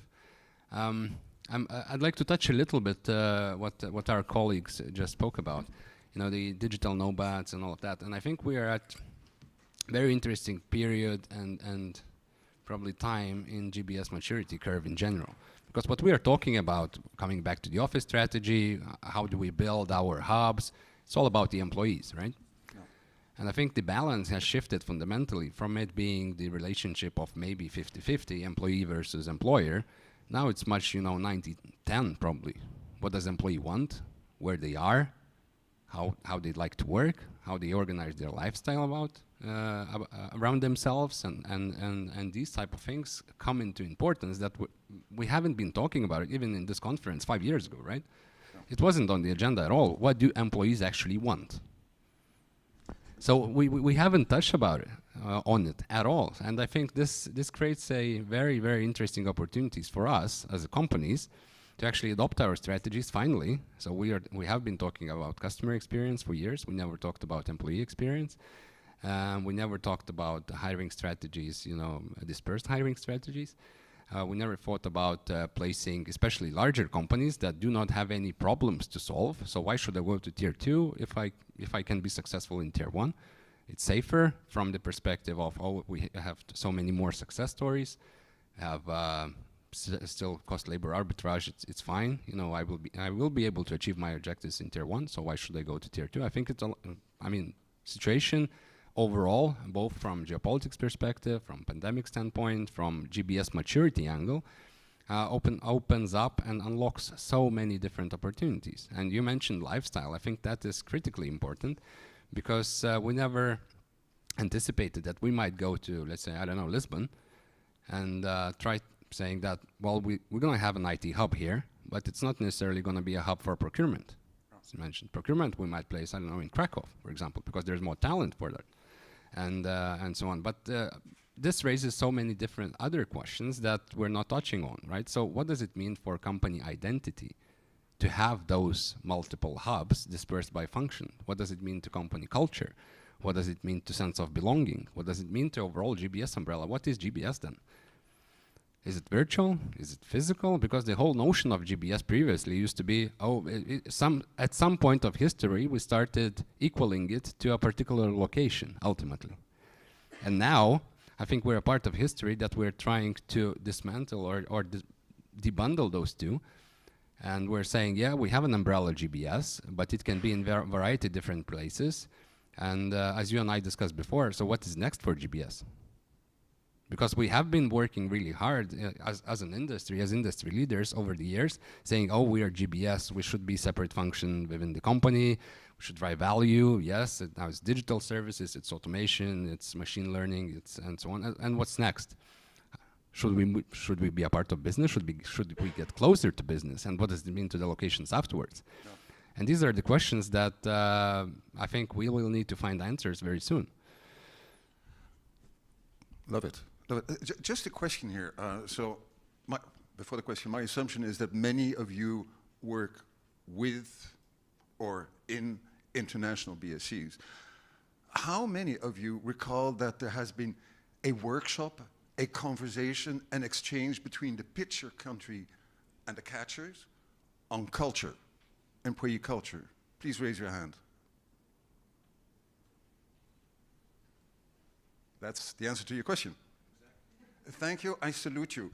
And actually, 30% of BSC implementation projects, starting from a greenfield basis, goes wrong because there is no attention for the need to bridge. Companies will come, and let's say to Poland, but we could say Hungary, we could say Romania, we could say Bulgaria, and they just copycat the blueprint of how it was done back home on the frontline business. This doesn't work. I'm not sure, no, they're not here, so I can talk about it. A classical example, a Finnish company sets up a 450-seater, multifunctional, where? In Sofia. Here come the Finns. The Finns that indeed, and I heard the people, my friends in Sofia say, they can talk for 6 hours about the color of a coffee cup. We just go out and get it in 6 seconds. So the point is, there is a very noticeable difference between cultures in the receiving countries and in the pitching countries. It has to do with happy people. Happy people, a happy Lithuanian is not the same thing as a happy Bulgarian, though you're doing quite well, both of you. So my advice, picking up on what Marius just said, is indeed, think about that culture. It's no magic why there's so many Nordic companies actually in Poland and the Baltics. Because there's a historic tie that goes back 300 years to the Hansa days. There is that connection, there is that appreciation. It's easier than it's not. Now, I'm not saying that Sofia was a bad idea, because the company is doing very well, as we all know, but it took a hard learning. So do pay attention to that. We spoke a little bit about a lifestyle, Ruchir. It is an important element. How much time do you as a leader spend with your teams thinking about how to improve the lifestyle of those many nationalities of individuals you have in your organization? Can you tell us something about that? Because is location, lifestyle, and culture a barrier, or is it actually part of your success? Sure. It's more and more these days, I have to say. I think having the virtual time and having virtual meetings has enabled some of those work-life balance discussions to be had more openly than it was before, right? So during COVID times, it was one of the opening statements for every employee that you met, that, hey, how are you doing? What's going on? How can we make things better for you? How can we make sure that you are not going through a tough time, and so on, right? So the culture, which was, I don't know if I can generalize this, Elias, but if you look at culture in the traditional GBS setup, it was a good mix of corporate culture and the local culture, right? It probably didn't go all the way to individual culture, individual nationality, individual traits of the person. I think it has become much better, much easier, much open now to go to that level, because the conversations you're having are that personal these days, right? So I think it has acted as an enablement, as an eye-opener. So I would say it's a big enabler for us, at least, to have those open conversations, because nationality and a fixed location are no longer the biggest factor, right, that we talk about. Thank you for that. Thank you for that. I was just looking at the clock, and I'm not going to do better than Romek at all. A question, absolutely. Roland. Yeah, thank you, Elias. My name is Roland Bogdanos. I'm with the investment agency of Riga, and we've been talking a lot about how companies think about locations, rethink the locations, adapt and optimize the offices. But I think even more importantly, is to look from the other side, because each employee has a mind of their own, and also they care a lot about, and especially during the COVID, they have been increasingly thinking about the importance of location, the cost of living, the quality of life, and for everybody it's something else. As Romek mentioned previously, there are people who like to immerse themselves in a forest and put a wallpaper of an office during a Zoom call, but there are some people who like beaches, and you already touched upon digital nomad, which is a trend. A lot of countries are now implementing digital nomad visas as well. Latvia is about to implement the new legislation as well. So I'm just wondering, what's the company policy on guys relocating to other locations? Mainly, yeah, for both of those reasons, quality of life and cost of living. And also, how would other people look at those employees who are granted the permission to, I don't know, you're a company based in Berlin, a company based in London, where the cost of living is very expensive. Say you want to relocate to Riga for whatever reason. There is beaches, there is a good quality of life, much cheaper cost of living. Okay, I'm not trying to sell Riga, but was just at the top of my head. But what's your stance on that? Yeah, do you allow that? Because I haven't, up until this point, I haven't heard a lot of large companies offering it. It's mostly just startups, as far as I'm concerned. So that's your first job application today? If I can, I mean, we got a couple of interesting requests those days, the last two years. I mean, there was guys which was liking to move to China. There was guys which was liking to move to Latin America, and so on and so. There was a various of requests we got during the last 2 years. Riga with the beaches for sure is a fantastic place, but also they took Uruguay, Patagonia, and all other places. I mean, we have certain limitations which we have to tackle.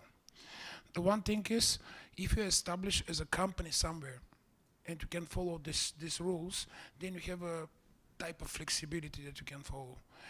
What was the reason for us to open a couple of more countries was exactly to give a little bit more flexibility to the people and to get talent where it is, and also to give to the talent the possibility to move somewhere where the cost of living or the place of living or the lifestyle is better for them. I think if you can sort out this topic, then as a company you have to get to the flexibility level to allow it, that the people are working from these places. Because legislation, labor legislation, all these things, all these rules, taxation, all these rules has to be fixed, and also this within company transfers has to be managed. Otherwise, you can create a precedence. You have to take care how to manage it. But in general, I agree with you. I mean, we have to get more flexible and allow people to work. For example, we have these summer camps. We have locations at the beach in the summer, and there are people which are going there. I mean, Elias knows these locations with us and the offices because he visits us, for example, at our Black Sea coast. And the people are going to work for a month there for work. They may stay one month more for vacation, but they're going to work there. And that's this flexibility. It's a must. Doesn't matter where you are. This is something that we have to learn from the expectations of the employees, because at the end of the day, our fight is for them. From our perspective, this is one of those things what we learned over the pandemic, our expectations versus managing them properly. So our employees were very keen, on the fact that, oh, I'm working from home, can I go to Spain? and spend some time there.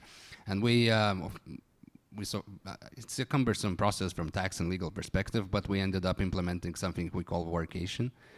And officially we are allowing people for 2 or 3 months to spend wherever in the EU. But what the paradox of the expectation versus delivery is that we have 1,000 people in Lithuania, and I think it's around 20 that actually use that opportunity over the last 2 years. And I think that's one of those notions that we think that it makes sense. Some employees think that it's great. You know, we were one of those first companies that actually implemented this in the country.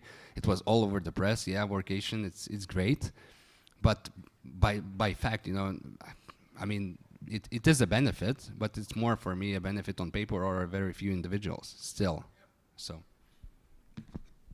Richard, how does it work? I concur. Sorry, I'll tell you. Sorry. Tell us, how is it at Zurich Insurance? Yeah, it's very similar to what people mentioned, right? The constraint is more on the tax, legal, compliance end rather than the willingness of the company here. So we are trying to find solution, as my colleagues mentioned, right? The willingness is there. We want to do this, but there are limitations which we cannot just go and cross at this moment. And also the percentage of people who are asking for this at the moment, they're very low. It's not that half of the company is asking for that kind of flexibility, right? There are a handful of people, and we are trying to find a way. We are trying to be flexible within the limits that we can. So within EU, there is a certain amount of flexibility that we have. But for exotic locations where the company has no presence, this is a big challenge from a taxation point of view. And your options are increasing because we heard some examples. I know that Malaga is attracting IT talent. Portugal is doing passporting. The Canary Islands are there as well. And you might think, hey, but this guy is planning a summer holiday. No, there's a cluster of more than 5,000 people in BPO and ITO service in the Canaries. We never thought of it, but they offer great tax deals, and there's an international community. Now, I just only gave 3 examples. I can give you 12, and we can have a conversation about that later. But I know, Tom, we need to respect timing. May I thank, hand of applause for Rutger Verma, Marius Ivanauskas, Ivailo.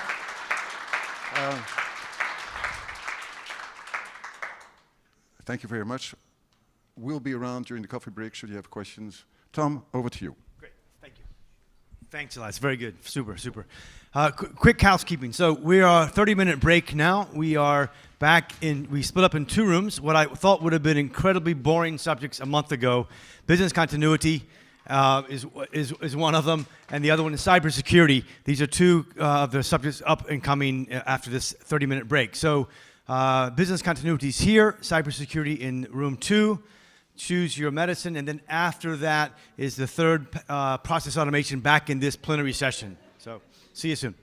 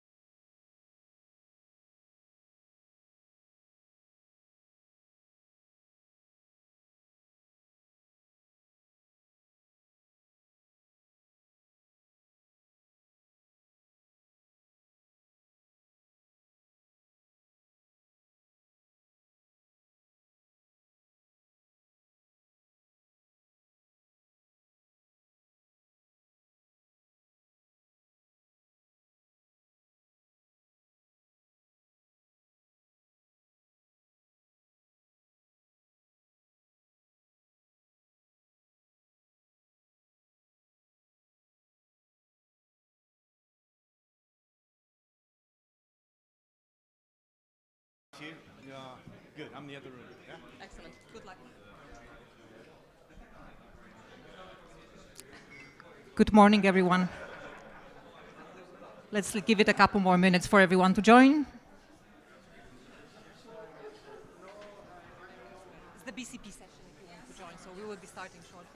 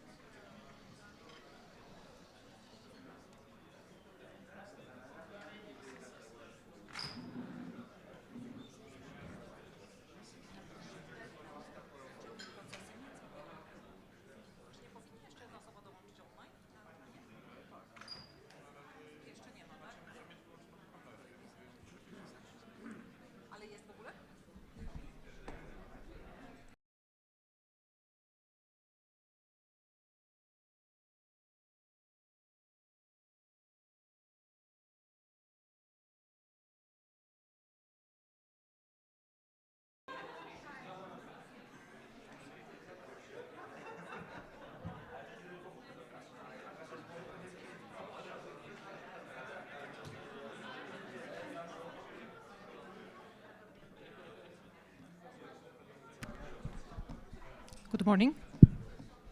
Good morning. Good morning, ladies and gentlemen. I hope you enjoyed the morning sessions, and hopefully you will gain even more insights from this breakout session. The topic of the session is next generation BCP and how BSCs are getting ready for it. To be honest with you, BCP topic is probably not the first topic that I would pick if I was to choose the breakout session, if it was a month or two ago.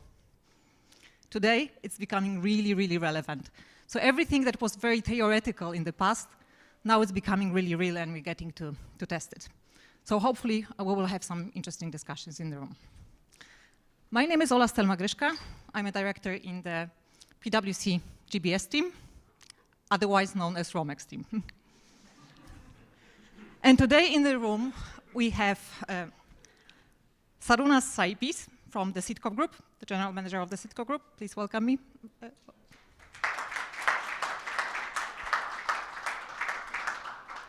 And we also have Ákos Magyari, who's the general manager of Heineken Shared Service Center in Krakow.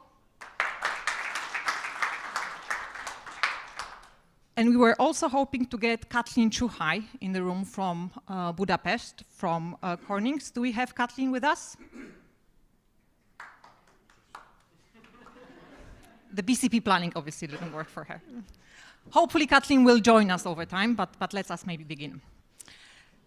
So let me start maybe with sharing a little bit of an example how BCP really became real in the last month. Obviously, we live in a huge world of uncertainty. And a month ago, the whole world changed, especially for us in the CEE region. Let me tell you that we actually have a center, PwC center in Lviv, and they do various sort of tasks, but one of the tasks that they actually do, they provide some visual aids support for our team as well. It came to us as a huge surprise that 3 days after the war broke out, they actually sent us an email asking, why are you not sending us work? We're sitting here waiting for the work. It came as a huge surprise. We were amazed by the fact how quickly they were able to start operating again. So I guess that's an excellent example, and I think that proves how efficient the GBS world is being tested by the pandemic in actually applying BCP procedures in practice. But today, we're going to talk about what's next. And before we start, I would like to ask a question to the audience. How many of you actually think you have the next generation BCP planning already in place? If you could raise your hands.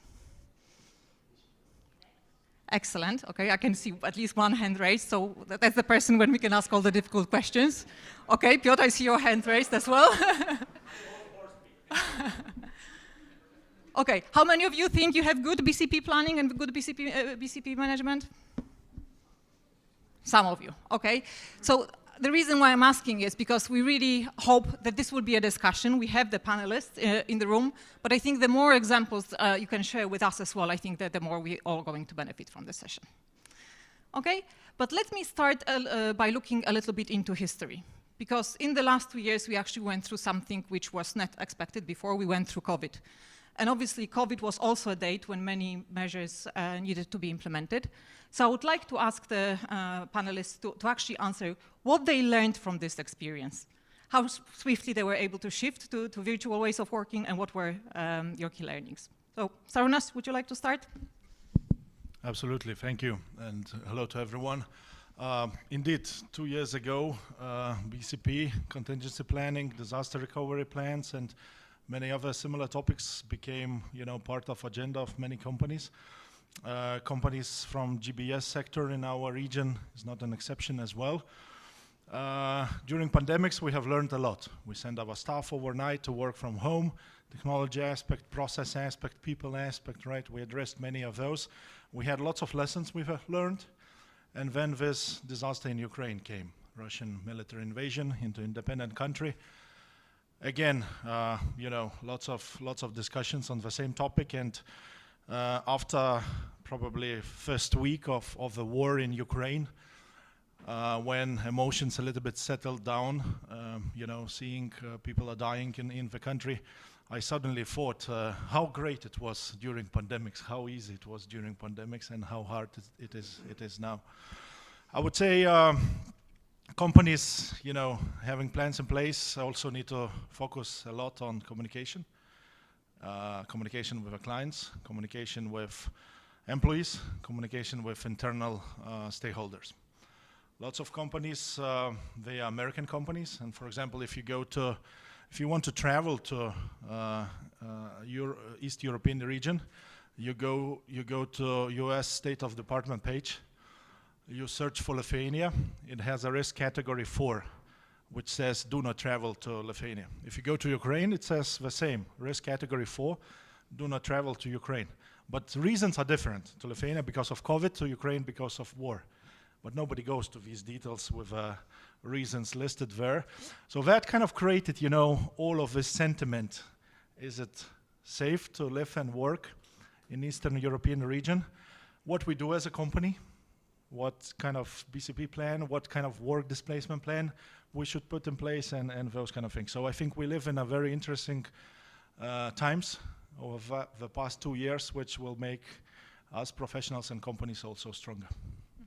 And maybe just to follow up a little bit on what you said on the communication, what sort of communication actions did you actually take to manage that? It was an exercise on a daily basis. How to communicate, what to communicate, when to communicate, to whom to communicate. First of all, of course, about this work displacement aspect. What we do in the event of something is happening. And I have learned a very interesting story from one of large IT company which had offices in Vilnius, in Poland, in Kiev, Ukraine. And just before Russian invasion, when things started to play out, companies said to their employees in Kiev office that, hey, we have rented large hotel in Turkey. Please take your families, take your pets, go there and continue to work. Only 3 out of 10 people left. The rest, some of them, they did not believe war will happen, but the rest said, we will defend our country of Ukraine. And I think that sentiment and the DNA and the blood of some Eastern European population against antipody of East, because we are fighting, nations from 16th century, from historic, is deep. And when you think about that, you know what you're going to do as a company in the event, how you play. I really like your example, PwC from Lviv. It shows that there is a business continuity and really interested to hear about it. Mm-hmm. Thank you. Okay, before we go to the situation and the impact of war, Akash, any learnings from the experiences of the 2 years from the COVID situation? How swiftly did you manage to? Yes, a lot of learnings. And maybe my case was special. I started my role leading Heineken Shared Service Center in Krakow 4 months before the COVID started. And I came new to this business. I was always working operating companies. So in Heineken, the focus was always, oh, what if there's a flood and the brewery cannot operate? Oh, what if we cannot deliver the beer? So this is the word I was coming to here. And I can say in my 90 days plan, starting in a new business, learning a new environment, I didn't have on my list what is the BCP, which is a mistake. Now I teach everyone you have to have that. So I learned the very hard way. And I think the whole organization, I guess many of you had similar experiences, that we found dusty papers somewhere about processes which do not even exist, about problems which were not the problems. And this is what we learned from COVID. This is what we learn now from the war in Ukraine as well, is that I don't think we can find out whatever can happen. And probably the next generation of BCPs has to focus on how flexible you can be and how you can be prepared for the unknown. Excellent, thank you. So I guess similar question to you, Sarunas, then. What does next generation BCP mean to you? Given COVID, we already tested it, we know it's in place, it works. What's next? I think next is the same.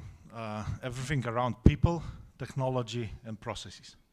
Technology and processes, you know, with innovation you can make it better and better every time. People aspect, as much as you are creative, as much you put various new ideas, new initiatives that might help in the future. So some of the things we have learned during COVID, it will definitely become as a norm, as a commodity once we go into hybrid soon, in a couple of weeks, hybrid working regime. But also same applies to BCP concept. Thank you.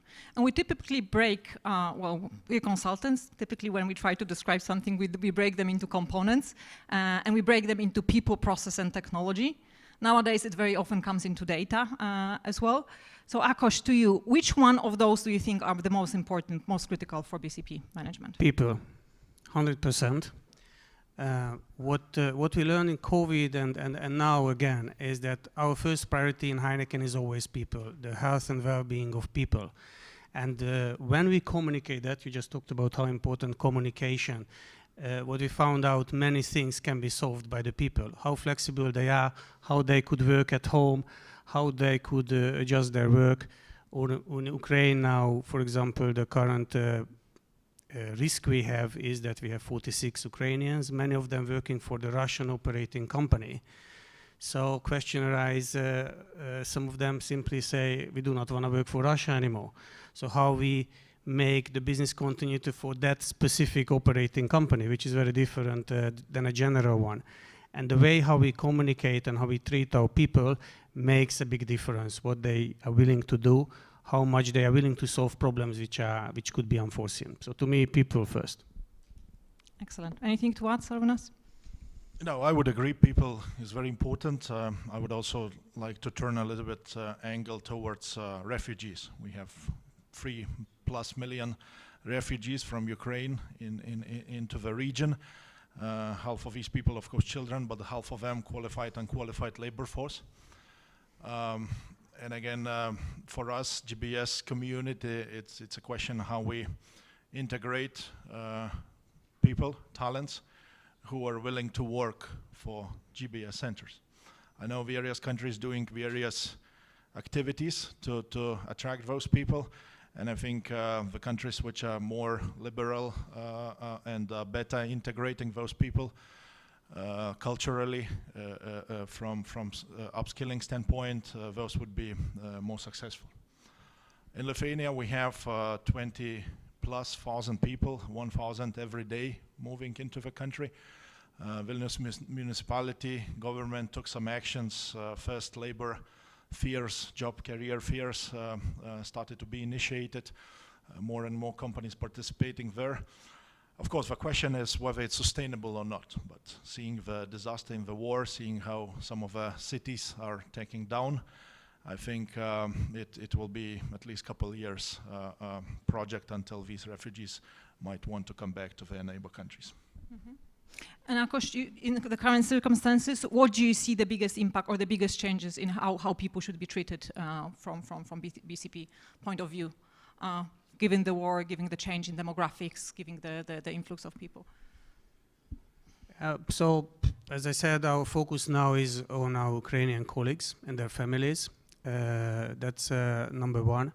But we recognize with this issue with one particular area of our business, which is how we support the Russian country, requires a different solution. So we had to go to the second element, which is processes, you mentioned as well. So how we can redesign our processes that it's going to be more flexible, and the operating company as well can jump into our space. It's very interesting. It's a reverse back. A shared service center, we want to do everything here, but in business continuity, you have to think the other way around as well. And this is what now we are revisiting for every operating company, how we can come into our shoes. We had the experience in COVID time. We had outsourced in India 200 people, and India didn't work for a whole month. Finance operation was at that time about 700 people in Krakow, so practically 1/4 of our workforce were gone for a whole month in the middle of COVID. So how it worked is the flexibility with the people, but also the processes, how we managed to rework the processes very quickly, the critical ones, so then operating companies helped us in. We get resources in from projects back and forth. And this flexibility is critical. You were asking about the people, so maybe I go back to that. And that is how you explain to people what is expected. That is how you treat people, how you communicate that. And people can do the miracle. And this is what we've shown as well in this situation, what, for example, I told you about COVID. Mm-hmm. And if I may, just one more question in relation to people. The whole aspect of digital nomads that we also spoke about recently, again, what impacts do you see on the BC business continuity management? Do you see any challenges arising from that, people working from Spain, any other locations? I mean, I know there's another session on cybersecurity, so I don't want to go back to that. But for us, what we see, the biggest risk in Heineken is cybersecurity. I was really shocked by the number. In Heineken globally, we operate in 70, 80 markets. There were 4 billion cyber attacks last year. 4 billion for Heineken, and we are not a bank. I was really shocked. There were 700 times more security incidents reported last year versus 2000. So for me, this is our number one risk. Of course, we solve Ukraine, we solve other things, and those are on the agenda. But if we don't focus on this, then we can lose the ball as well. Mm-hmm. Thank you. I think there's a question from the audience. Hi, Robert Godziszewski from Adaptive. Maybe not a question, but rather on the contrary side, I wanted to say that we are currently talking about people who are very important, but from the BCP perspective, I think that we should rather look from the angle of the processes. Why people are very important? People are running out of the particular country from Ukraine currently, and we are talking that they are available. But what we should, let's say, still think about is that they might stay to fight for their country, fight for their homes. Then we do not have those people anymore, and rather we should think how to ensure that the business continuity plan covers the topic to have the processes performed immediately by someone else from a totally different location. 100% agree, and I know Adaptive can help on that. Yeah, what we do is we continuously review the critical processes. In COVID time, we found out that what we called critical processes were not the critical processes. So we are reviewing that again and then. And for those processes, of course, the moment you have standardization, you have automation, you have a much easier work, and I'm 100% agreeing with you, then you can push or pull that work anywhere in the world. Just in concur, I think process standardization is important, and that's where the beauty of GBS concept comes into play. If you have different locations around the globe, follow the sun principle, one single standard queue, you can move workflow very, very quickly. If you don't have that, you're in a little trouble. That's actually a very interesting insight as well. And I think business continuity is actually an area where global companies can definitely benefit from. Because, well, if you use the follow the sun model, for example, you have much better leverage and much more flexibility for efficient business continuity. Having said that, very often working with other companies across the globe, the global cooperation is not really working as it should be. So how do you assess it in your organization? How much leverage do you actually have from the global organizations for the business continuity? Akos, do you want to go first? I hope my bosses are not connected to this call.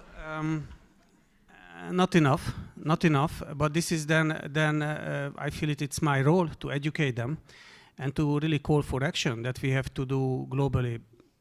They are very much focused on production, obviously. We have 170 breweries around the world. But they cannot necessarily understand the shared services environment and what does that mean and how does that work. Also, we work in isolations, operating companies. That was fantastic. I talked to one of the finance director of Czechia, and he said, "Oh, we just updated our BCP plan. Fantastic. So can you share?" I said, "Can you share with me? I haven't even heard about it, and we serve you. 80% of your finance activities are in Krakow. So what did you update without us?" We need to do a big step. So that's why I didn't raise my hand that we already have the next generation BCP. I think my boss is also not watching this, but I'm joking.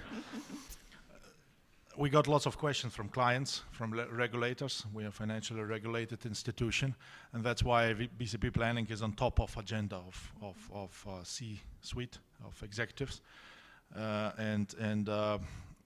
would go back to this communication aspect. It's at the end of the day, it's about communicating how well you're planned, what's your process, and what you're gonna do in the event of a disaster. Mm-hmm. To any of those who actually raise your hands as next generation, or those who actually feel really good, do you have any good examples of leveraging global networks for business continuity? Anyone in the room?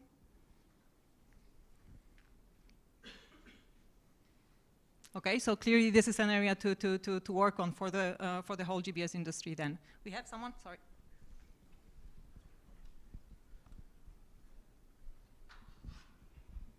Hello, Laura.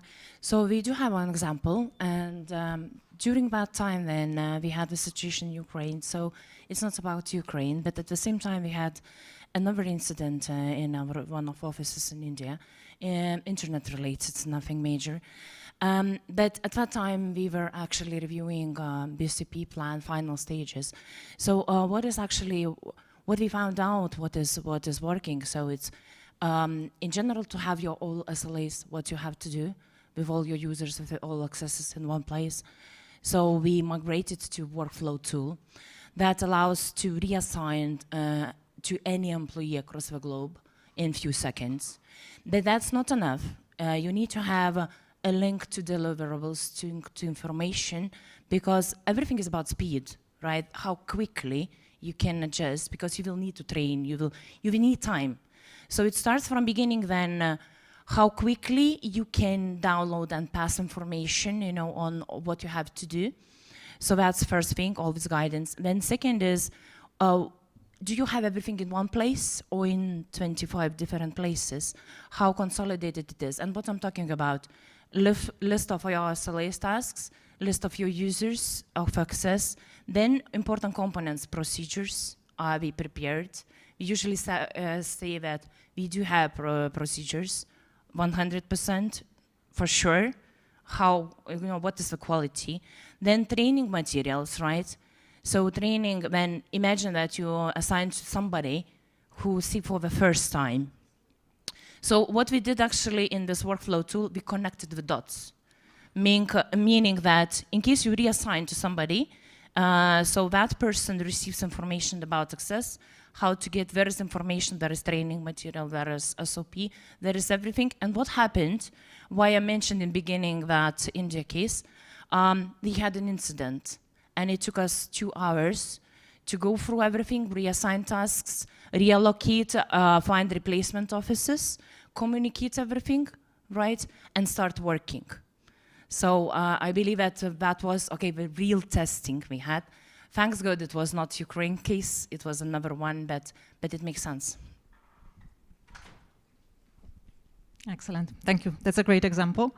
And you touched on important points as well. So in order for the business continuity to work efficiently, you need to have certain amount of standardization of processes, but you also need to have good knowledge management and the availability and the constant update of SOPs available and tested by the various sides of the organizations.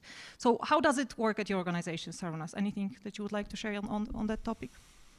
Yes, indeed. In operations, we have lean, and lean working philosophy comes with standardization. So similar procedures, templates, quick documents, process inventory, SLAs, KPIs, ownership, and those kind of things. So that helps us a lot. And again, another opportunity where lean came into play, and the process standardization is important. And probably that would be it. Nothing else comes into my mind. Maybe. Same here. Okay, so if we follow up on this one, well, we touch on people, we touch on processes, data. How do you think the complexity of data impacts the business continuity and your ability to manage the crisis efficiently? Akos, anything you would like to share on that? Yeah, critical. It's just like the processes. The moment you have more standardization, and that's true for data as well, you have an easier work. So anything around that is helping. Mm-hmm. And I believe Heineken has done some excellent work around data structuring and data governance. So would you like to share any? Yes, we are implementing SAP for HANA systems, and it always starts, of course, with data. And Ola, you worked with us on that as well. That's why you refer to that. And then we see what difference it really makes. The problem is with the data that it's a huge task in itself. But I think that should be a different panel about discussing how you do that right or how you don't do that right. Its impact on BCP is obvious, I think. Excellent. Okay, and in terms of who's actually leading all the business continuity efforts in your organization, is it more IT-driven, operations-driven? How does it work? We have a person nominated to be responsible for business continuity, more or less doing it 1/3 of her time. She's a lady. What I found out that we need someone else as well to do that. These people are educated, so there are certain trainings they went through what to do. What I found out in the COVID, to be very honest, you really have to look at the personalities of these people as well. So it's not just academic knowledge you need. The experience, what we had, how can I put it nicely? The person was in a little bit of a panic in the first days of COVID. Now you don't want your business continuity crisis manager to be in panic, right? So even that is good to be looked at. It was very interesting experience, I have to say. My experience, we have Chief Business Continuity Officer and the Chief Business Risk Officer. Both are part of headquarters, and both look into this from global aspect. I have a question to you guys, but everyone in the room. I've written, I think, probably 10 BCP plans for clients, probably. And I just asked my friend here, when COVID hit, did he open the BCP plan onto chapter 17 that said pandemic, and then go point 1, do this, point 2, etc., and then go 2 years later to chapter 17, war, and go to point 1 and 2? And the answer is no. And I just wondered, did anyone actually open their BCP plan, read it and follow it? It's just an interesting question. I wondered if anyone did. I did, but I found nothing. That was the problem, Romek. That was the problem. And how did you deal with it then? I think, and if you talk about next generation, I really think it has to be really broad. It has to be really general. So I don't think you can really find out exactly what the problems will be. So what we start to talk about, and it's not to paint the worst picture, but okay, what if there's no electricity? What if there's no internet? So my IT manager decided one month ago, so he bought satellite phones and gave it to me. I said, oh, that's very cool. Yeah, I can go to the jungle and I can make calls. But I said, okay, what's the procedure? How we really use that? So we are, of course, writing the procedure is that in whatever case, and whether it's electricity, it's flood, it's war, let it not be, you have to ensure command and control. And for that, for example, a satellite phone can be interesting. By the way, in Poland, you can hardly buy any satellite phones recently, just for your information. Or for internet, we have a guy called Elon Musk who has a solution around that. So we get a couple of subscriptions for that. We find, of course, again, the procedure, where are the locations, how you can use that, how you can build onto that. And instead of trying to find out what can be the problem and then what is the solution, we try to look at these generic solutions which can cover many different risks. I can share my experience. We have what's so-called the risk and threat registry, 30 plus different risks. And when I opened during pandemics, indeed, I found pandemics. It was flu pandemics, not COVID pandemics, and few bullet points what to do in these accidents. And then also military incidents and military attacks, very surprisingly, but somebody thought about it. Did we look into that? Did we follow instructions? Not necessarily, because I think this is a unique thing which is happening in the world, and you learn as you go. Thank you. Anyone in the room having different experiences with using their BCP plans?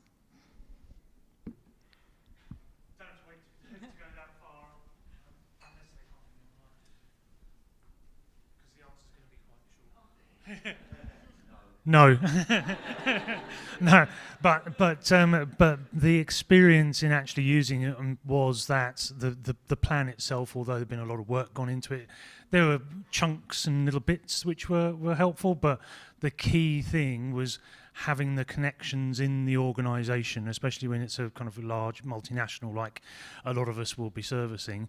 The key people who can actually make things happen in different areas, and the right relationship with them to be able to make sure they're mobilised. So the things we had to do weren't the same. They were never going to be the same, and they never will be the same the next time. But you've got to make sure you've got the right, the people, you know, the people who can make things happen and move and shake. So it's people again. And to be honest with you, when we are doing our cybersecurity research, well, people obviously always come very top on the agenda. And usually they actually create the most threats as well in any situation. So it's usually the guy who brings the oranges to the office or the apples to the office who actually poses the most risk on the security of the organization. And I think you had a question. Yeah, just one question on BCP plans. When you write your BCP plans, usually, I mean, when I was working for a bank, there is an obligation to test them once in a while, a year or half a year, depending on the criticality. Do you test them? Because it doesn't say that you have to do it straight away, but usually the contingency measures contains either stopping the service, so you test how it impacts the business for a day, or moving the people to a different location, or asking them to work from home. So do you test them? Short answer, yes, we do. It happens on a yearly basis. We have critical processes determined based on basically the duration of period of time, how long it would take with absence of process execution or a few other elements related to the client, and we test with counterparties sitting in other GBS centers around the globe. So in a nutshell, we are covering each other in the event of a disaster. It could be natural disaster, it could be like what's happening today in the region, and I think it's even a regulatory mandate driven by the law. You have to do it if you are a financially regulated institution. Anything to add, Akash? We test it too. Yeah. Okay. On the roles, I think you mentioned you have a chief security officer overlooking the BCP management. There was a survey done on cybersecurity, but it's very closely related to it. And the results of the survey were that 60% of the C-suite representatives expect rises in cybercrime. But at the same time, 60% of them have only vague understanding of the risks. If I could ask you, what do you actually do to upskill even yourself or your organizations about those threats and to have the awareness to manage them properly? So I was a bit complaining to my company that there's not a very good overall BCP let's say, knowledge sharing and so, but in this area, Heineken does fantastic because it has training. It has different levels with a lot of questions, very interesting thing. We really believe in then training individuals what matters. I cannot quote the number, but apparently 80-90% of cyber attacks are successful because of the weakest point is the people. So we really believe in training makes a difference. It's mandatory for everyone. I don't know, bronze, silver, gold level things, and then we repeat it. It's updated even with the new ones. It's actual cyber attacks are shared.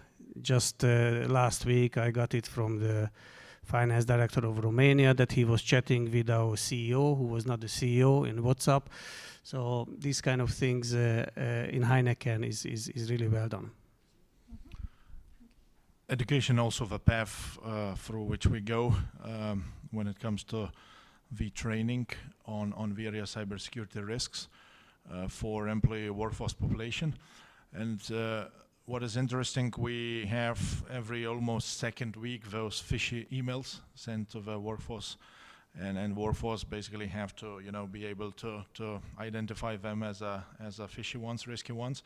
If that doesn't happen, those constant offenders might also be put on disciplinary actions. So that is taken very seriously. So I guess you're doing this testing yourself within the organization. Are you also relying on any third-party tests or simulations to test security? We do, but unfortunately I don't have competence to articulate in a human language, so maybe I give you an opportunity. Yeah, so no, I cannot comment.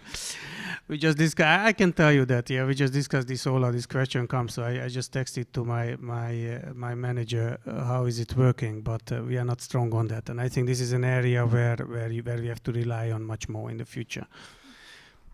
Excellent. Any other examples of good business continuity management from anyone in the room?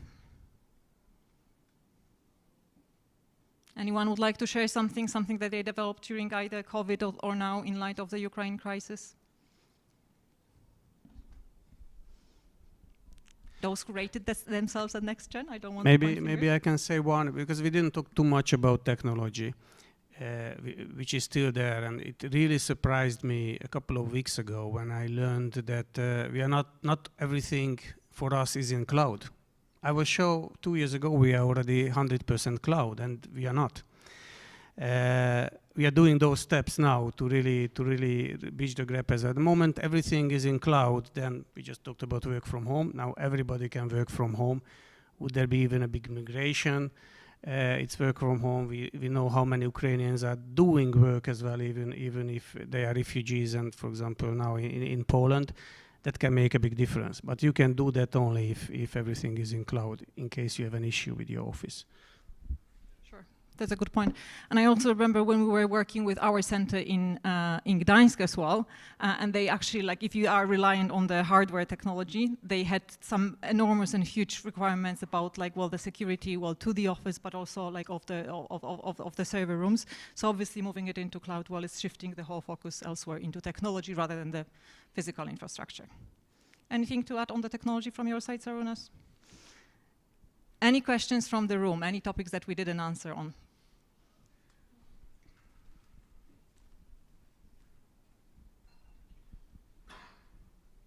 Hi, I'm from KPMG, and I'm curious about like if there is. I know you two are from shared service centers or GBS. I don't know the rest of the folks, but I would be interested to know if BCP is a headquarter function or a GBS function, and if there is anyone in any GBSs that have BCP in the GBS managing as a service for the entire organization. Well, thank you for this. Thank you for this. I will discuss that in Amsterdam next week when I'm there, because I think it has to be like what you say. It's a perfect service which can come from a GBS. Anyone already on that journey? Okay, so I guess next takeaway from this session. Okay. Any other questions from the room? Do we have any volunteers? I don't see any. Any final remarks from your side, Sarunas? Do you want to summarize what you learned from today's session? What I have learned that we're going to have a great award ceremony tonight. All the best to everybody.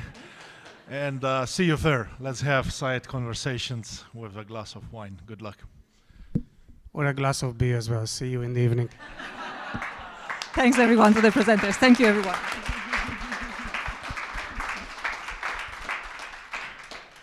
Thank you. And we're right on time. I think the next session is going to start shortly in this room as well. Thank you, everyone.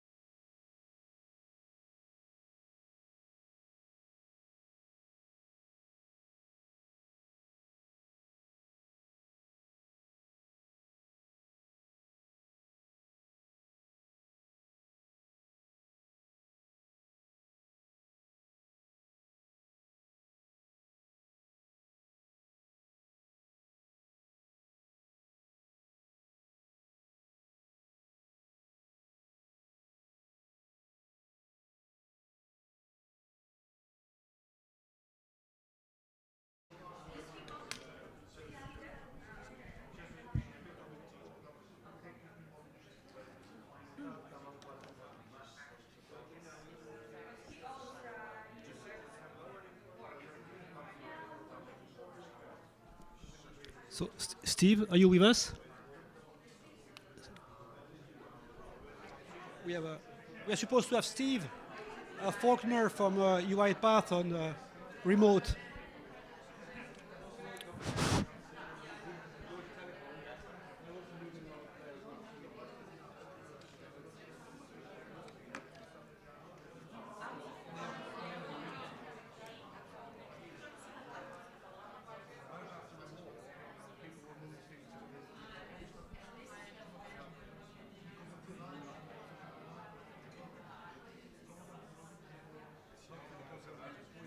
Comment?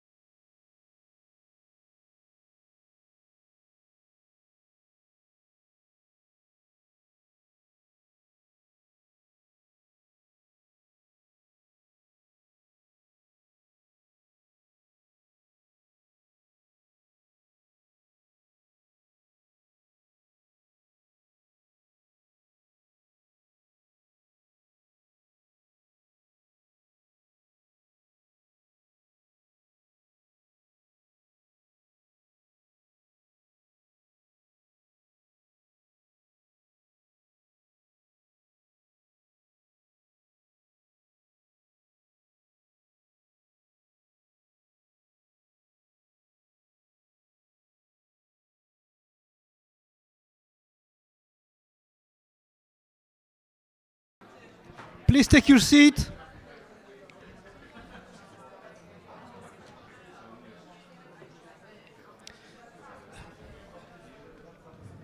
Take your seat. Steve, are you with us?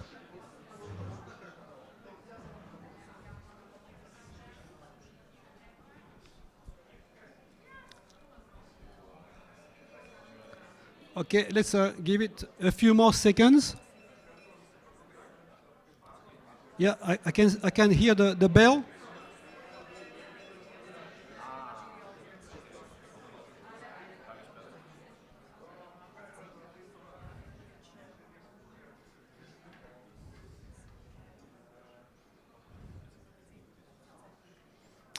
Okay, thank you. And Tom is closing the door.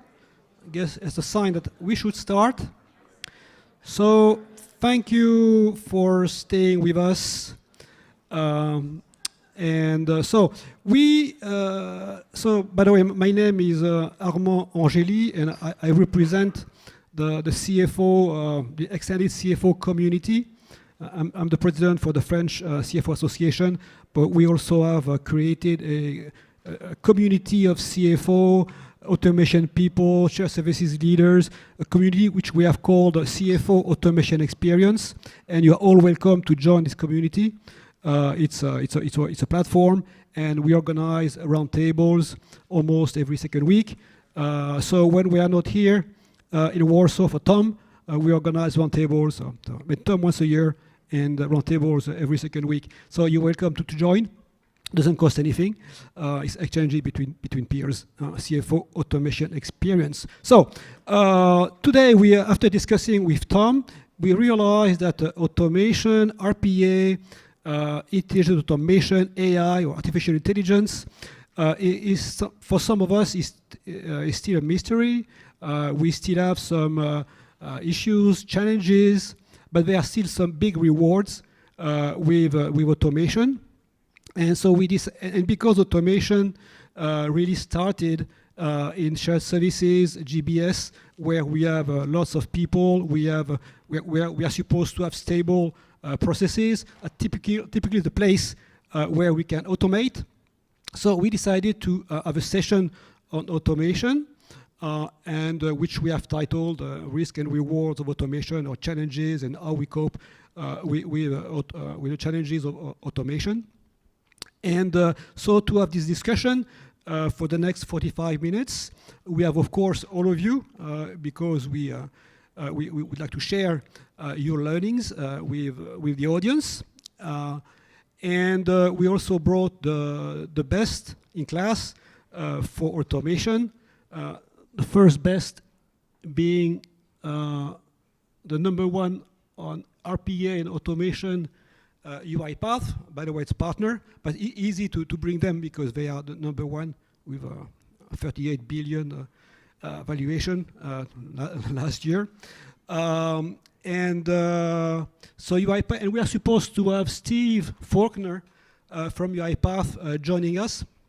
And so, is he with us? Maybe 5 minutes. 5 minutes? Okay. So he will introduce himself when he joins. So UiPath, and the other best people after you, of course, are Michal. He will introduce himself from Orange. And why Michal? Because he received an award for the best financial center. And I think also you were voted the best center manager, right? So I heard some years ago, but we won't repeat. And the other best, but not yet best, it's Nicola from Holcim, and they have a package, and they have been nominated, they have been shortlisted to be the best automation project of the year, but together with others. So she might be the best. They might be the best tonight. And by the way, you can still vote. You still have a few hours to vote for them or other ones. So, Michel and Nicola will introduce themselves, and Steve also when he joins, and we will share together our learnings, again, challenges, risk, and rewards of automation. So, enough about me. So what about you, Nicolas, first? Can you tell us who you are, which company, where you are with automation, and then Orange. So Nicolas. Hello, everyone. My name is Nikola Kishideva. I am in charge of process automation, process improvement, intelligent automation in Holcim European Business Services. European Business Services is a company that employs 300 people located in Košice, Slovakia. Our journey with robotic process automation mainly started in 2018 when we established a small team, really a team of 4 people who started the journey, and we started to learn as an organization how to be efficient in the process selection,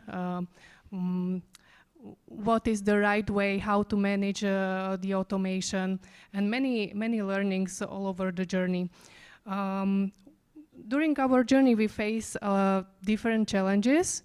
For sure, we face different challenges today than we face the challenges when we started, and potentially with different challenges in comparison with the companies that have thousands of the robots.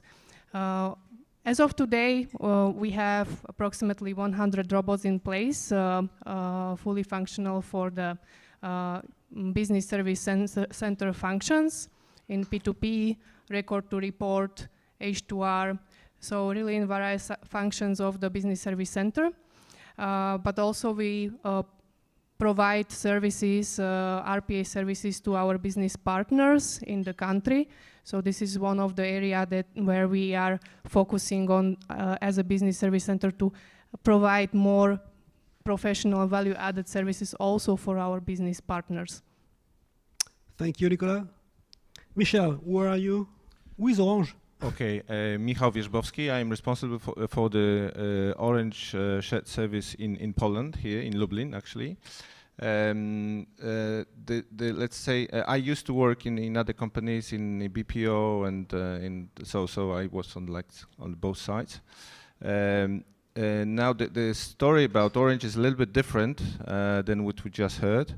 Actually, we started with the finance activities, which were transferred from the let's say from all over the country into one shared service, and then throughout the years, and it was in 2006, so we're quite mature right now.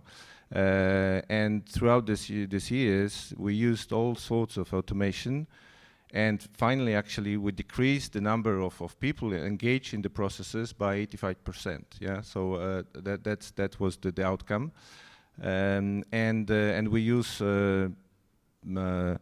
all sorts of automation, and okay, of course, the robots and so on. But we keep on thinking that the machine-to-machine approach is the most efficient. But if you cannot do this, then you use other tools. Yeah. So okay, we'll discuss this. Yeah, we'll discuss that in details, hopefully. Okay.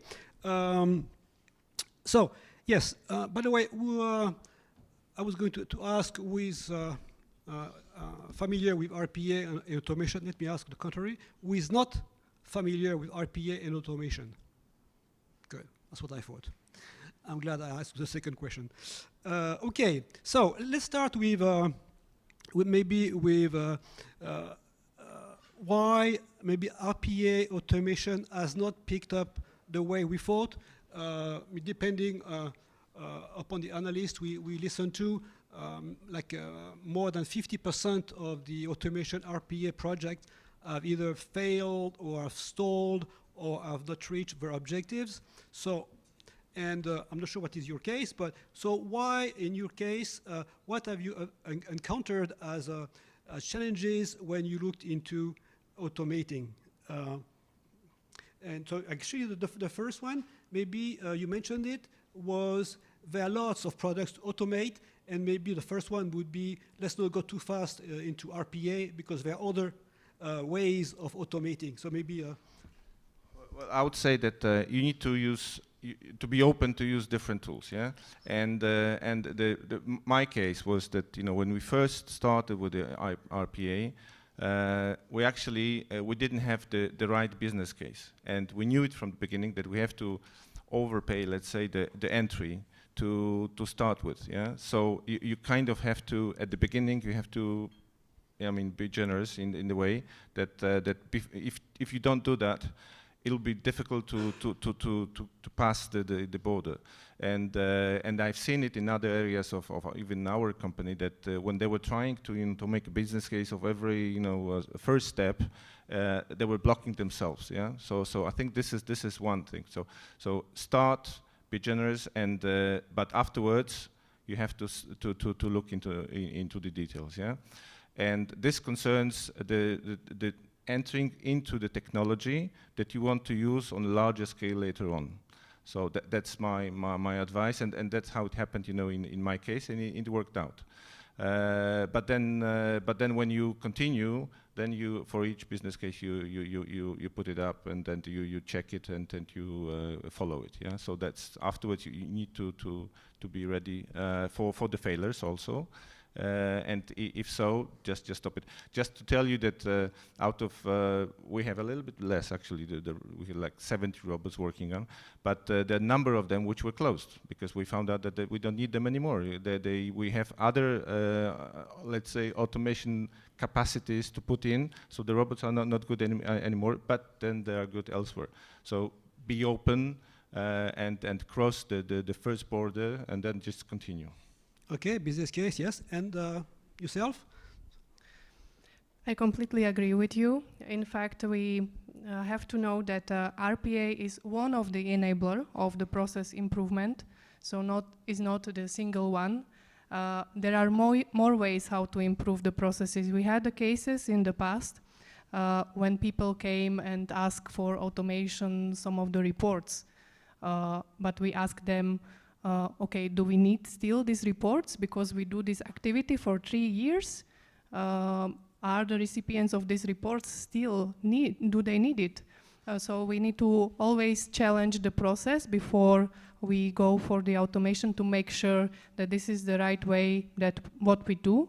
And on the other hand, assess the other options. Probably there is other way how to get to the result. So first of all is to be aware what is the expectation, what we want to achieve, the objective that we want to achieve. And on the top of that, those objectives needs to be aligned with all the respective parties.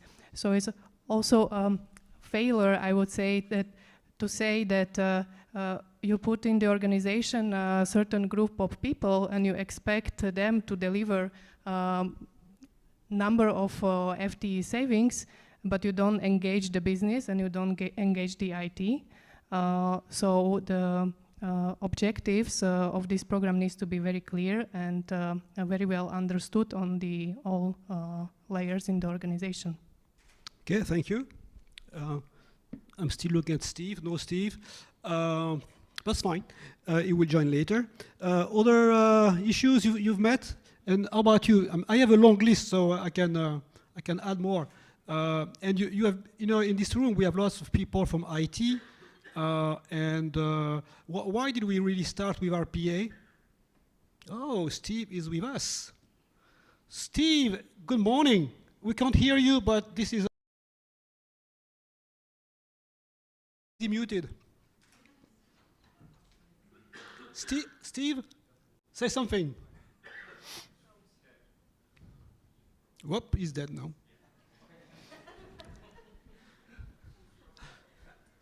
Okay, yeah, while, shout at us when you can, Steve. Yeah, I was mentioning that in the room, we not only have GBS people, but we have finance people and we have IT people. And we have Steve talking now. Can you hear me? Yes, we can. So, Steve, welcome. Thank you very much. So, it's Steve, who are you and what are you doing with UiPath? So, firstly, I would just like to say what a pleasure it is to be with everyone today. My role in UiPath is very much to lead the global CFO engagement and to help people understand the value of automation. But I think Amon may have already mentioned, like every IT transformation, there are risks associated with realizing that value. So what we try to do is to help educate people in terms of the best way to realize and unlock that value. So that's my principal role. Yeah, thank you. You see, Steve is not in sales.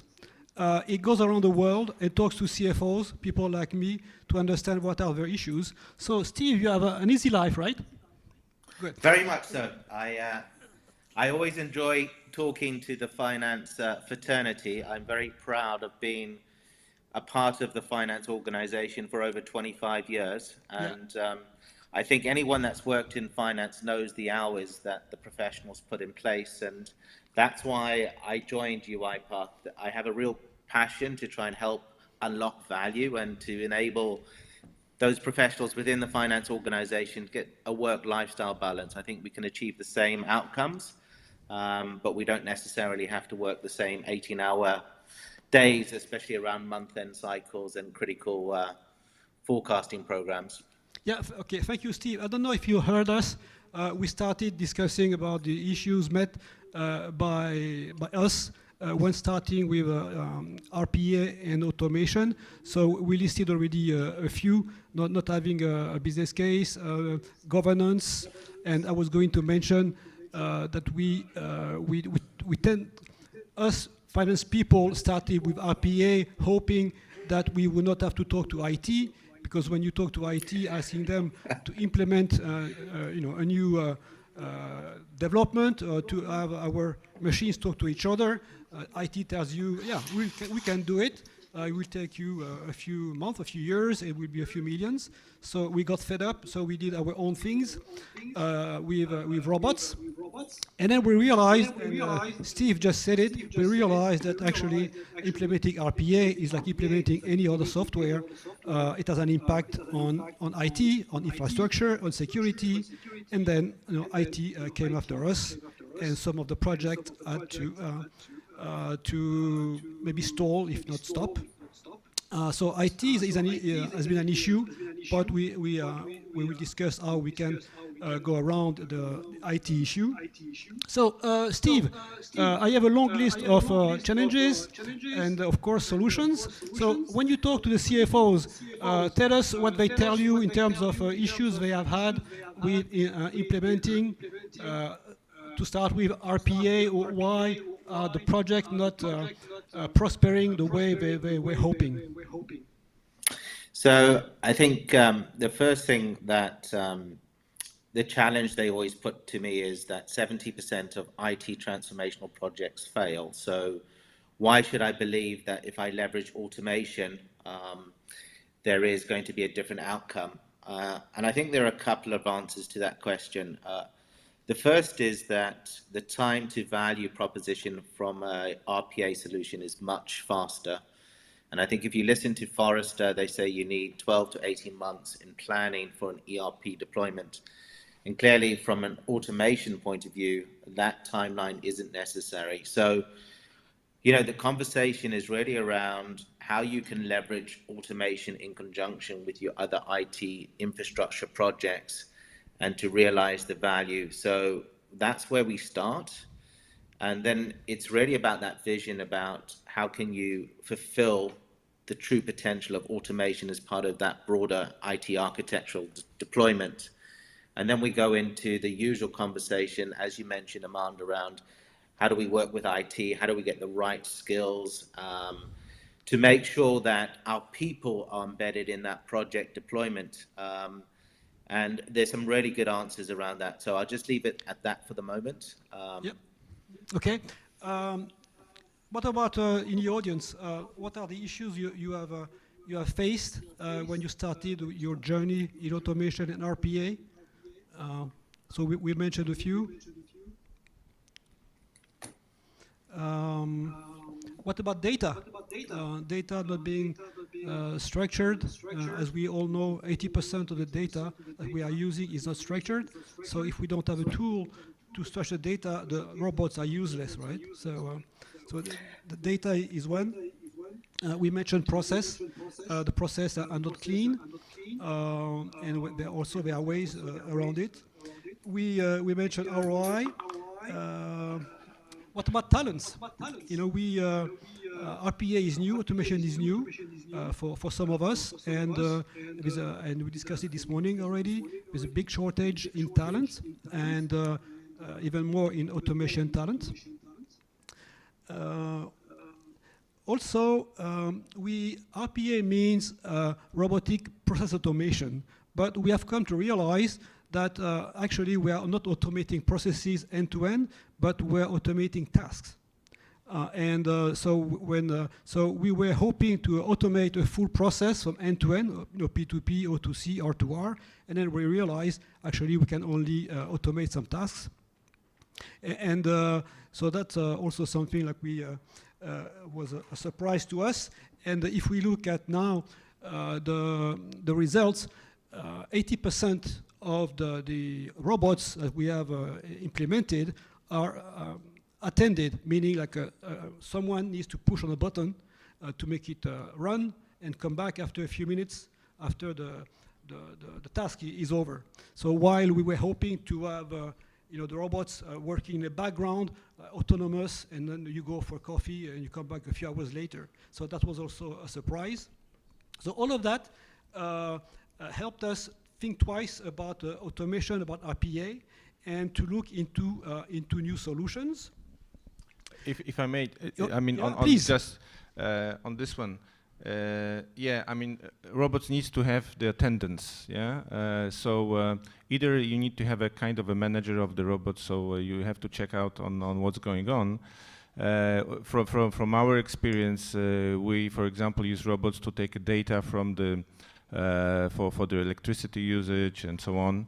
And it turns out that actually there is lots of changes on the other side that when it happens, the robots are just stopping. So we had this, that everything was set up, the robots were working, and then after some time, someone just noticed that it's actually not happening because something was changed on the side of the supplier, and the robot was just stopped. So you need to check it out, and very often you're not even able to predict that there are changes happening. So you have to be ready for changing, improving, whatever is needed. Yeah, there are some capacities to upgrade the robots in a way that they are more easier to work with the changes coming from the external world. But still, it needs to be attended. But then so this is on that side.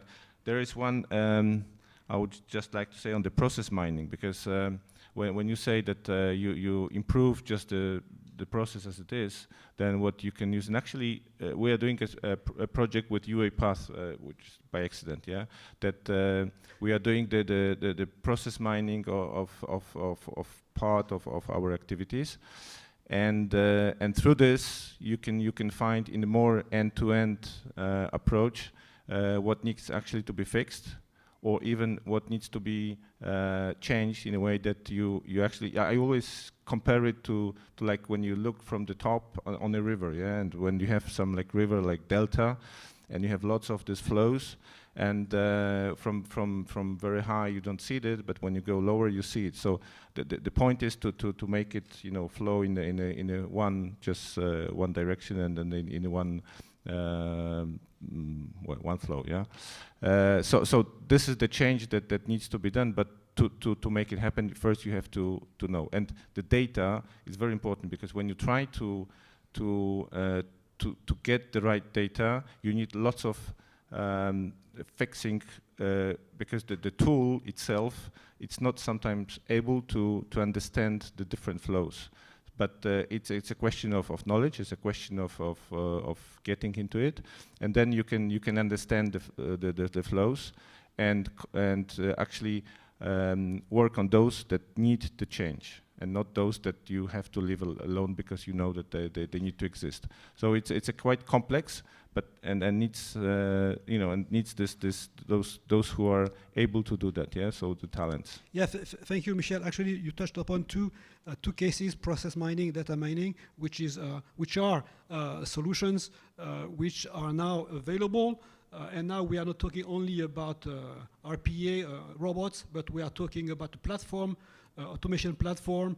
We are talking about intelligent automation, where we add to RPA, the simple robots, we add tools, which we call AI tools, but based on machine learning and big data, which help make these RPA robots become more intelligent. So we're talking about process mining, data mining, chatbot, computer vision, natural language processing, all these things that help understand smooth the process, so that we can use all the data, all the processes, and automate it if needed. So in addition to process data, anything else you would like to add on the list I have started to make? Well, in fact, in our organization, what is the key learning in terms of management of the robot is to engage the business. It is also one of the key learning from the past, that we cannot just create a robot and drop the work. It is also about the management, monitoring, and performance. So the adaptation of the new solution is for the operation team. It's not something that we do robotics just to do robotics. It's about to have the value in our organization and to monitor if we are reaching the value that was supposed to be delivered. Also, through the management of the robots, we faced a lot of challenges in terms of outages coming from the infrastructure topics, updates of the system, and so on. So after certain level of the automation that you reach, it also becomes a bit challenging to maintain, because it's different when you have, there is a difference if you have 5 robots in place and you have a small team that manage the exceptions. And it's different when you have hundreds of automations and then suddenly all of them fail because you use the same application in all of them. So you have to have a plan to fix it. This comes to the discussion about the service support and also how the operation team or expert team manage their automation. And on the other hand, robotics team and IT team, how they provide this service support for the operations. Yeah, thank you. And when we are back into the IT versus business or finance working together well. And so what has been a solution for you? Did you implement, as we see in some companies, center of expertise, where you have a mix of finance, business people, and IT working together well, so that for the benefit, so that there's no fight, no shadow IT? I mean, we have implemented a community in our organization. We call them champions. So first of all, their role is to evangelize about robotics, to get new ideas, to get new processes, not only for the robotics, but also for other improvements. Then secondly, monitor the performance of the existing automation. So also we implemented a dashboard where we can see, okay, these robots work. If they don't work, what is the reason? If there is a drop in the performance, what is the reason? So this is really to sustain the value that we achieved. And secondly, this came with the certain level of maturity when we had to implement also a service support. So in terms of availability of the service, is really important to focus on the processes with higher criticality. It's also a difference when you have an automation or the process that has a daily frequency and you have to fix it within a few hours, or you have a process that should be completed till certain deadline and you still have time to fix it. So everything depends on the scope or on the specificity of the process that you are including in the automation journey. Okay, thank you. So, Michel, how do you make your IT talk work well with finance? Yeah, you need to be friends. Yeah, so that's important. But do your work. So we have, and then what happened to be very efficient. We've built 3 layers. So one layer is what we call process engineers. So those who know the process and know the IT part, which are working directly within the teams, yeah, and they support. So within each team, I have at least 1 or 2 process engineers who are working on building the robots or building other automation, and that's one layer. Then the second layer is still within the shared service team. There's a separate team, which is more or less IT. You may call it shadow IT, but we don't call it shadow IT. We call it like a process engineers within the shared service. And we have a, let's say, agreement with our IT that they understand that we're a little bit different. We need to be more on site and react faster than just having a project within IT and so on. So this is the second layer, and they are building like a bigger applications, bigger automations which is needed. And then the third layer is it's a corporate IT, where we cooperate with. If there are some, like when you change the ERP or you do a really big project, then you cooperate with the IT. But then always the IT supports everything which is linked with infrastructure. Yeah, so that's the support from the IT. So you need to be friends, you need to cooperate, but then keep kind of away IT from your day-to-day activities, because they simply they don't know it, and they are happy if they don't need to know it. Yeah, so you can actually make it it working this way, and everybody is happy at the end. So we had changes on the IT CIO positions, and they were coming over. They see, okay, guys, you are doing really something different, so let's keep it this way. Yeah, and it works. Steve, what about COEs? Is it what you see when you talk to your peers? Yeah, I think there have been some very good examples there that the panel have shared.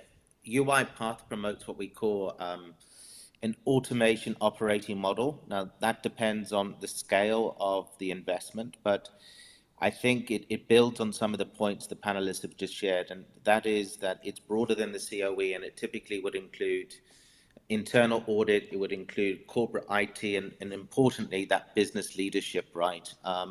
Making sure that there's tight alignment between the business goals and also the focus of that automation committee is especially important. So actually, our foundation is very much aligned, and I think the panelists have shared some very good examples of, practically implementing that. So very much aligned with our theory.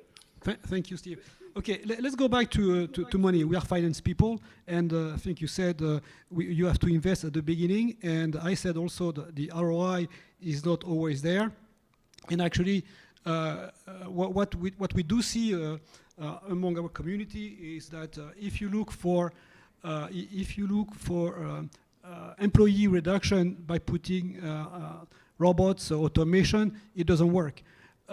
If we look at what we are doing, what our people in finance are doing, you can really robotize maybe 15-20% of the day-to-day work. So this is in average, right? There are cases where it's more. So, and when you robotize 15% of a task of a person, that person can have more coffee, more tea, do something more interesting, but the job is still there, right? So, and what we see is the way to really reduce the cost is by reviewing the processes from the very beginning, and then you get productivity, you get cost reduction, but only because you have reassessed the process and sometimes suppressed a part of the process, and then you can gain in average 20-30%. So this is what we see. So given what I just said, so how do you sell RPA automation to your boss, to the CFO? What do you have any? Did you meet these issues? And can you give some ideas on how you can sell better the automation projects when you don't have a ROI right away? Any recommendations? Well, of course, every company is looking for a return on the investment. This must be there, of course. We cannot look to the ROI maybe from the perspective of the process, but from the program itself, because there are some automations. Of course, they will give you number of FTE savings, but then there are automation that you do for different reasons. For example, compliance or reduction of the errors, or you want to increase service availability for your customers. Some projects are done also for a good reputation of the company, like we are doing services for our business partners in terms of RPA. So when it comes to the return of the investment, I think it's a general yeah, topic. thank you. No, thank you. And I mean, Michel, you can comment also. Yeah. Yeah, there's one addition. I fully agree. And one point additional is the cost avoidance. Yeah? You have lots of projects going on in the company, the changes in the processes, and then there are new processes or whatever. And then you have to be very vigilant, and you have to react on spot to avoid that there are costs piling up, because you have to do it manually. So you invent the way, is it the RPA, is it some other automation, but you have to invent it to avoid the potential cost which will start if you don't do that upfront. Thank you. So cost avoidance, compliance, and more generally, I mean, look at qualitative ROI instead of only quantitative. And one not to miss is the employee satisfaction.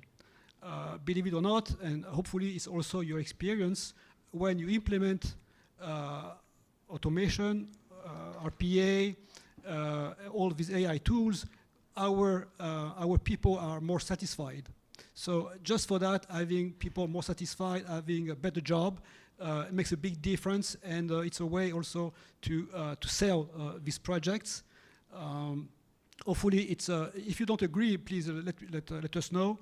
But typically, that's what we see. Automation means quality of life for our employees. Steve, if you want to add, don't hesitate. Yeah, thanks, Amanda. I would like to just build on that. 2 minutes? Okay. So, Steve, yeah. I would just like to build on the employee experience. Actually, that is one of the principal drivers that we hear from CFOs, right? So I agree with your point around productivity. So there are two conversations that we have. One is really around that employee experience and getting the work-lifestyle balance. I think the second is trying to build the capability, right? So we talked about skills, we talked about talent. What you can do, and what we see a lot from our customers, is to build the capacity through some of these productivity gains in building. I think we talked about process engineering, we talked about development, and centers of excellence. So you can't really build these automation operating models and these COEs as an incremental investment. They have to be self-funded.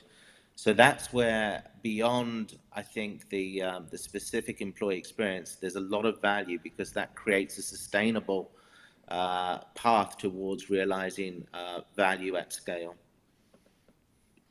Yeah, thank you, Steve. Yeah, just to recap, the RPA is great, but it's much better if you add all these AI tools, the ones I mentioned, process mining, data mining, using big data, machine learning, so you make your robots more cognitive.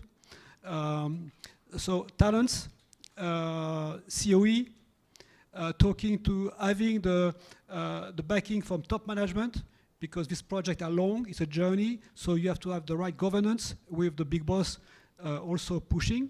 So, and you need to have also a vision, not to look for immediate ROI, look for qualitative ROI. And another one I would like to mention is we and I know there are some auditors in the room, so there's a big debate going on right now. There's a debate, not a big one, but a debate. So do we trust too much automation? And the debate comes from the fact that if you go to your external auditors, or even your internal auditors, they will tell you, wow, you are putting in place robots, we don't know these algorithm, so it will take us more time to review them. And so, and when you talk to your auditors, they will say, yeah, it's more complex, or the fees need to be increased. But then you can say, wait, if we automate, then you have less to review. So it is a debate going on, and on the fees, but also on whether we trust too much automation. And I know in the room there are companies who won't say the contrary, but with automation, when we trust too much automation, sometimes you end up with more duplicate payments, or even suspicious tasks that you let go because it's, oh, wow, it's automated, so it must be correct. So that's something to keep in mind, not to trust. First of all, make sure that you really need what you are implementing, because there are lots of ways to automate, and then look at the right tool that fit for what you want to do, and don't trust, just keep reviewing what you are doing, reassessing, and have the right team to when you automate. So that would be my final comments. At least one question for the room before we close. One question. So we try to cover all the possible issues. And yes, from a lady, yes. Thank you. An easy one, right? Because we have only a few seconds. My question will be about use case selection. So usually it's championship, what you mentioned, specific teams, etc. My question is, do you have practice in introducing efficiency selection or use case selection training for all new joiners? Because this is frontline, fresh asking questions, why do you do that way? So is there such practice and to have such trainings, for all team members, all staff, all new joiners? Would you like to comment? Well, the answer is no. There's no training for everybody that comes in. It's more like training for the activity to be done. But then, of course, for those who are in the teams of automation and doing this job, that's full training. That's absolutely clear. But not for the as, let's say, standard, for example, accountant or something that you join in and you. But this is a good point. This is a good point. Do we need at this stage to at least give some information about the tools that are available that can be used? Because the questions why are let's say are present at that stage, at the very beginning. But on the other hand, I do, for example, ask that. Ask questions. Say if you think something is for you that should not be this way or can be done differently. Just being fresh. Just ask those questions. But it's a good point. Yeah. Last comment. We do a communication for all our employees about the program, what are the objectives. So this is done regularly, but in fact more about the context, use case prioritization, this stays with the operational teams, with the champion and with the managers of the process. So the experience and the use case prioritization comes from the business processes. Okay, Armand. Thank you very much. Thank you, Tom. Thank you, Steve. Thank you, Michel. Thank you, Nicola. And if you have any questions, we are here. Don't hesitate. Thank you. Thank you. Round of applause. So, quick update what we're doing. So, in this room, immediately we have Wind Shuttle, Tim from Wind Shuttle, self-service in shared service centers, followed by BidGhost as a location we talked about earlier this morning, and Nordea on digitalization for financial services. So, stay here for those three right now. There's no lunch till 1:30, so don't try to go get lunch. And then we have in the other room, we have JTI, very interesting P2P case study with transparent and adaptive on GBS adjustments and adaptability. So stage 1, stage 2, and then we're back after lunch, guys, at 2:30. Very, very interesting, 2:30, the PwC's Lviv office online. Very interesting. Let's start straight away. Yep, I'll need...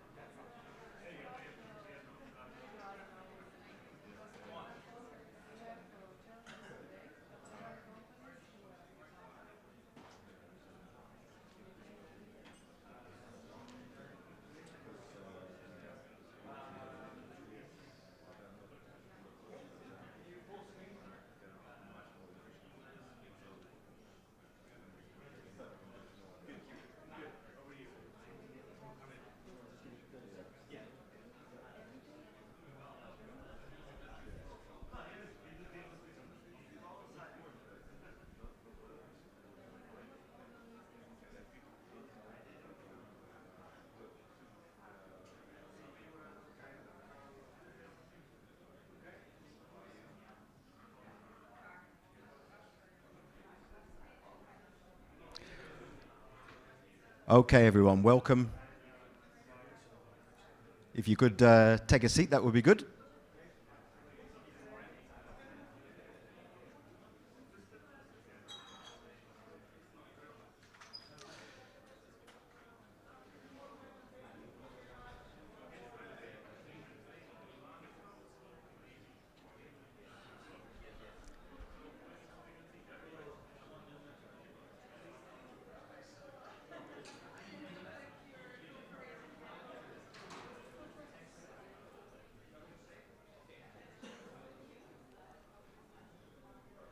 Okay, welcome everybody. I was actually very lucky to follow that session because what I'm going to talk about is how we take task management, such as what we heard about in RPA, and how do we turn it into a process that your customers can self-serve. Okay, so we're going to pose some strange questions, like you'll see my made-up word at the top called Amazonization. And we'll try and explain how that works. So, here we go. So, my name is Tim Woodhouse, and I work for Wind Shuttle, and we are a digital transformation platform that exists around SAP users. So, that's what we do. I'm sure everyone knows Amazon. Everyone uses it. What do we like about it? Well, we like it because it just works, and it gives us the data and the information that we need. Okay, so their principles are pretty much like your principles.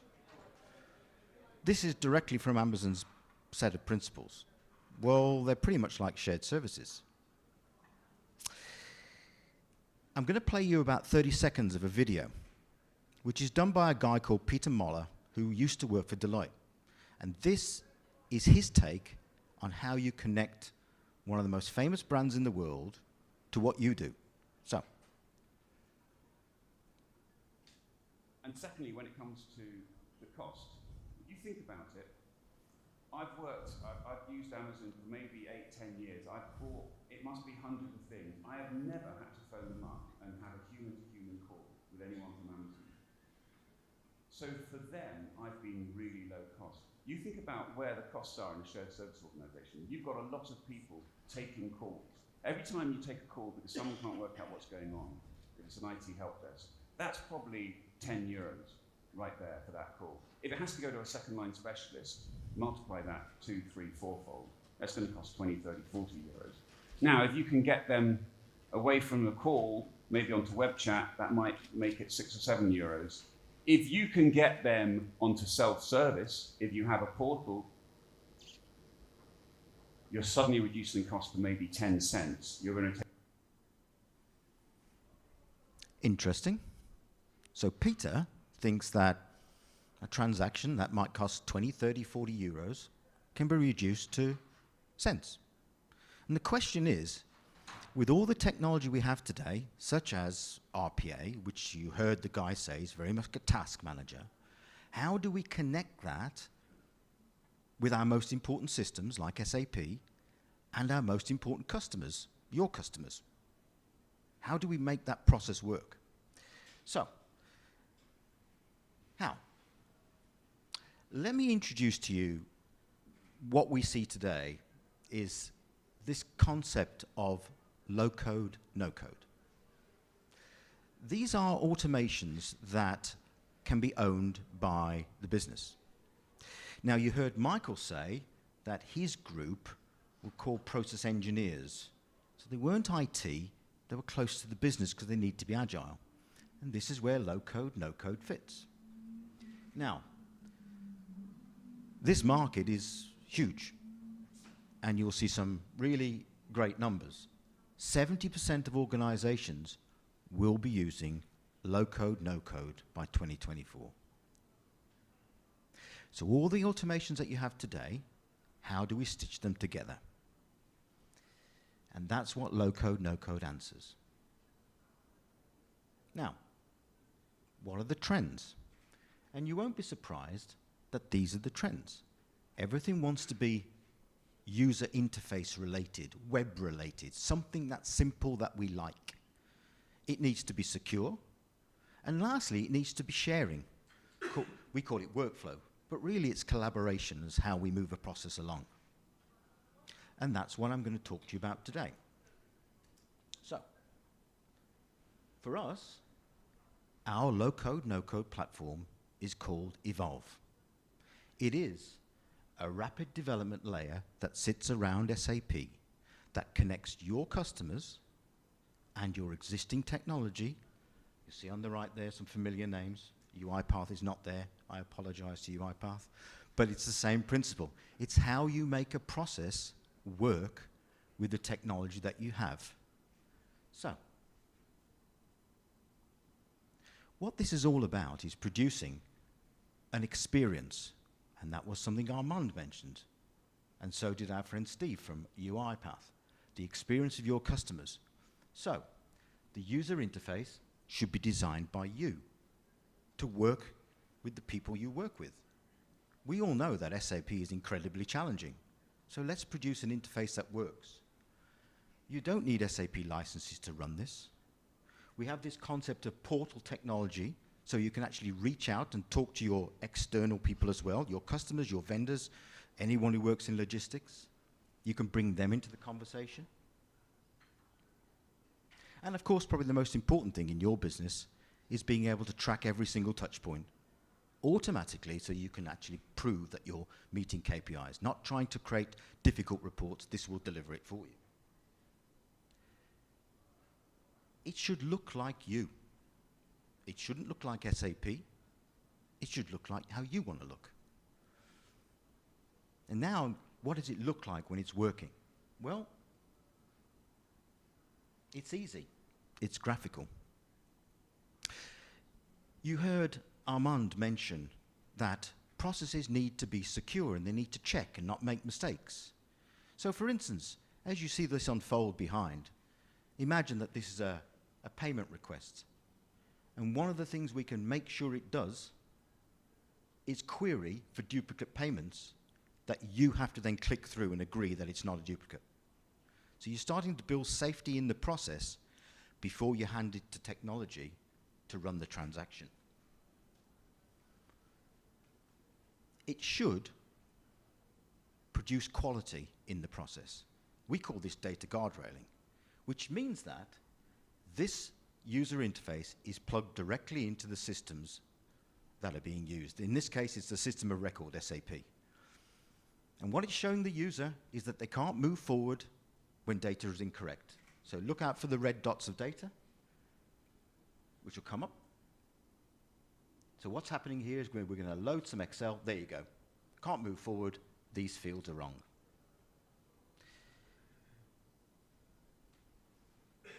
as we also said, our processes involve our external partners. So why can't we make them help us too by joining in the process? And the way that we do that is, again, this concept of portaling. So, for instance, this is a vendor portal where we're asking our suppliers to keep their data up to date, do pricing updates, process invoices, but it could be anything at all. So now we've got the concept of a vendor coming into a portal to start a process, maybe a data update. That will then go centrally to your team, and somebody will see what the vendor wants to do in their interface, and they will then approve it. And if they approve it, we can go and ask a UiPath bot to transact. And at the same time, update our core system record, SAP. So we've actually allowed an external vendor to actually self-serve a task all the way through, but with your approval, of course, and we've actually automated a task. So this is what this low-code, no-code does. It allows you to climb the value chain. You heard what Michael said. He calls them process engineers. We often call them centers of excellence. So it means that you own the whole process now, not just own some tools to help you. And of course, as I said, every time somebody does something, every time somebody touches something, a little tiny bit of data is generated. This means we can identify all the touch points, all the timestamps, so we can see who's better.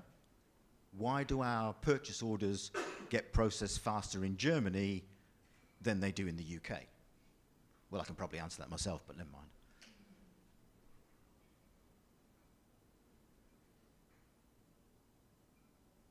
So the question is, where would you apply our platform Evolve? Well, actually, across any process that you're involved with.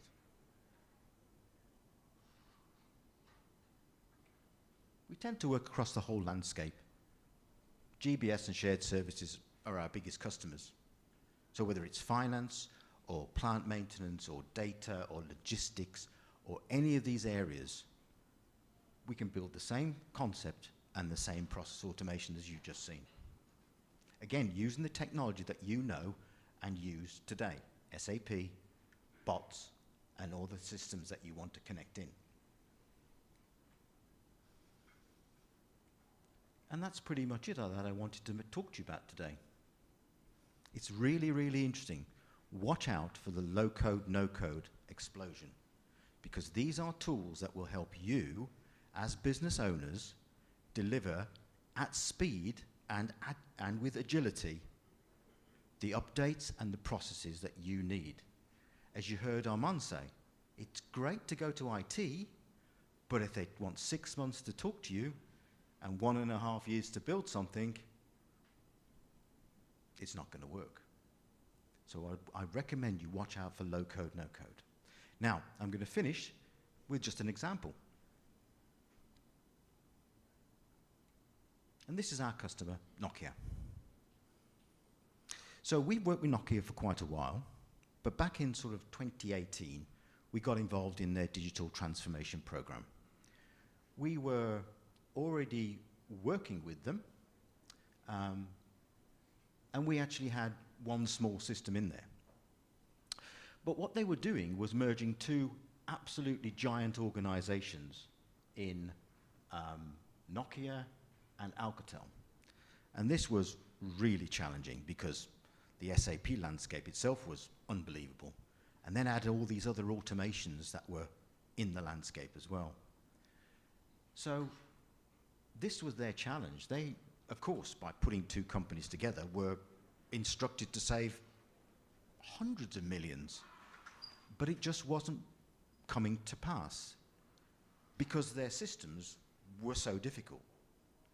So what they wanted to do was have a digital solution and find someone that could help them with what they called their platform for future work. This is where we joined in. As I said, we already had some solutions in there, but very small. And what we did is, eventually, we won out, and we became their platform provider for complete process automation. And you won't be surprised that Nokia set up their COE, so they can deliver this low-code, no-code themselves, and they do. And I always tell people, we're quite pleased to know we have no clue what they're delivering. And that's great. It shows that it works. And as I said, we became their single platform for orchestrating work. And just to put a number on this, the community in Nokia where people touch this work is 5,500 people. So 5,500 people around the world use this platform to start, to approve, and to execute processes in the GBS. So that's it. Thank you for listening to me. I'm very glad that I followed these guys. That was a very good segue. So thank you. And if anyone has any questions, you can catch me at the stand.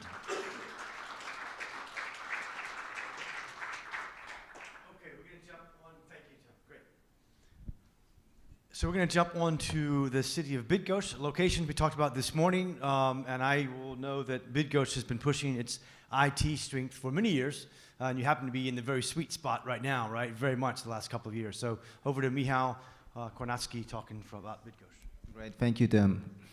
Great to have you here all today. I'm happy to having this chance to present you some information about one of the locations that is up for your choice. And once we were talking in the morning about the option for setting a center, for delivering your operation in different models, hopefully this example will show you what are additional options for some of the operation. But I will start maybe just from a high perspective view on some of the challenges or technology trends that are already on the market that the companies are meeting. And I'm pretty sure that you're familiar with all the buzzwords that we are having in this slide, like cybersecurity, network, IoT, and artificial intelligence. Those are the trends that companies are facing today, and they have to meet appropriate talents to support those technologies.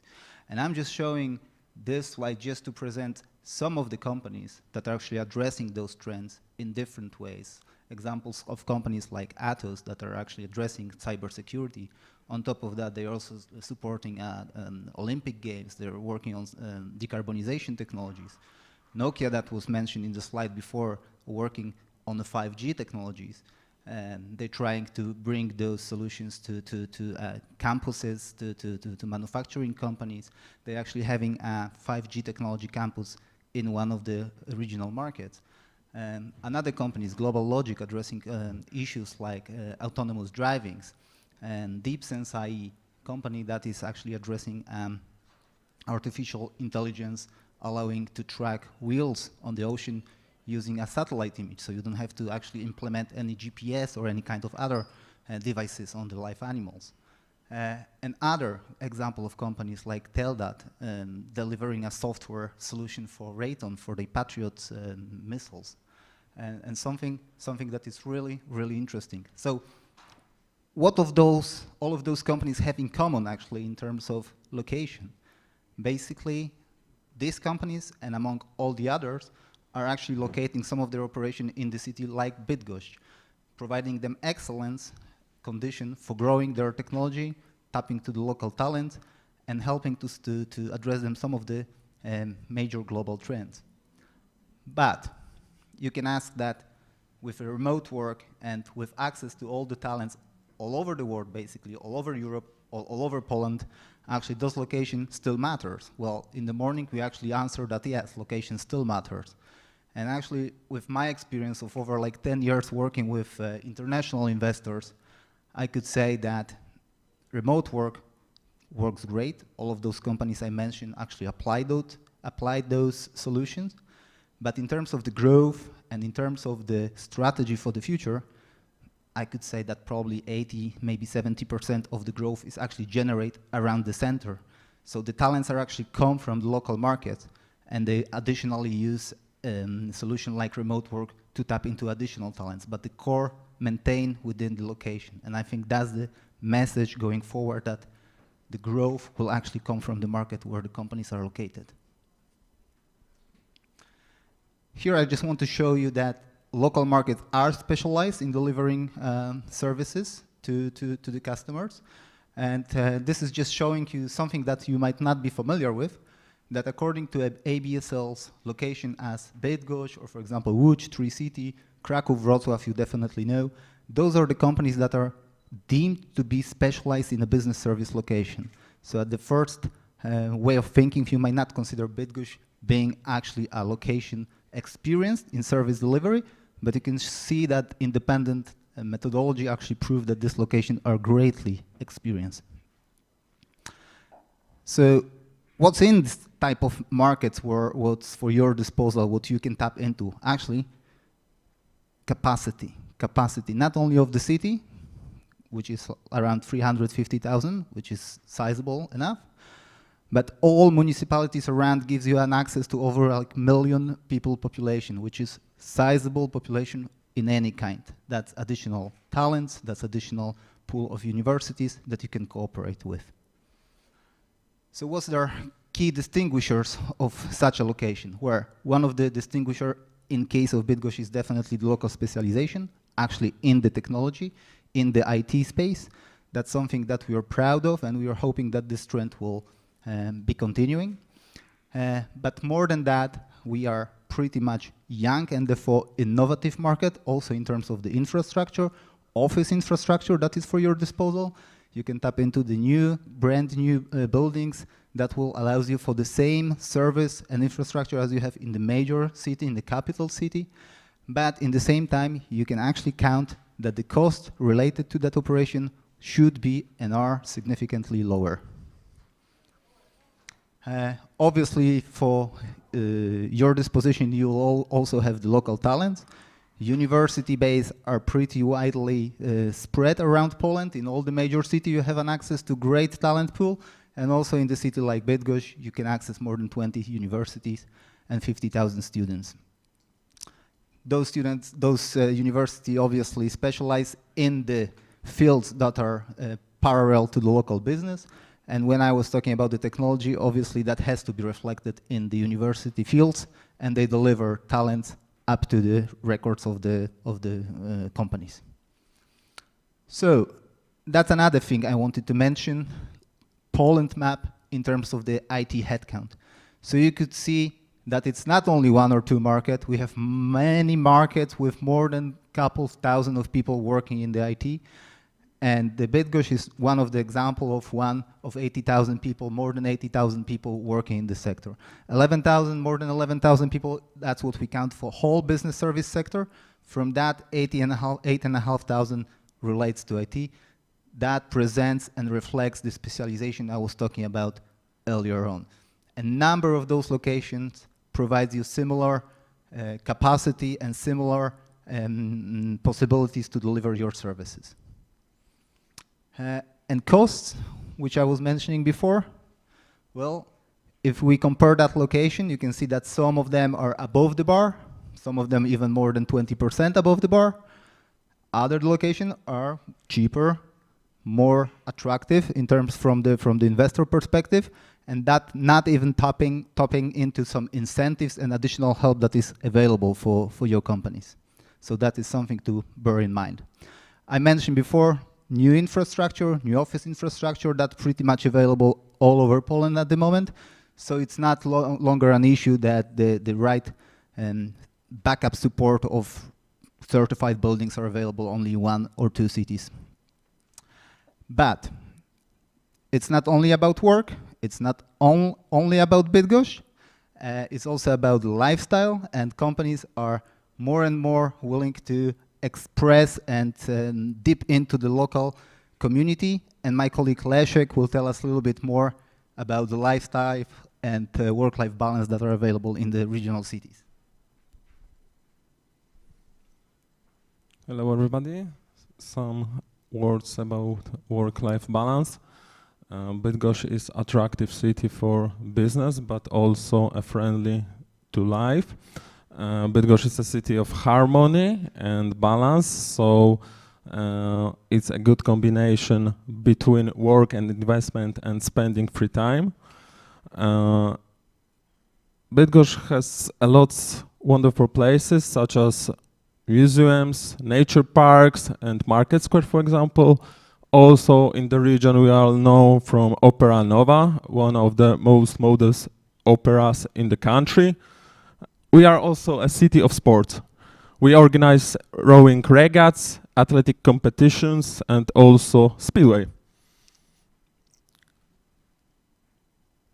Now I would like to say a few words about our agency, which is dedicated to providing service to investors. We also help in finding a new location for company, especially in a modern office building. We also help in procedures connected to the office, to the city of the office. Everything is free of charge, so we are proud of this. And now I would like to show you a short movie about Bydgoszcz.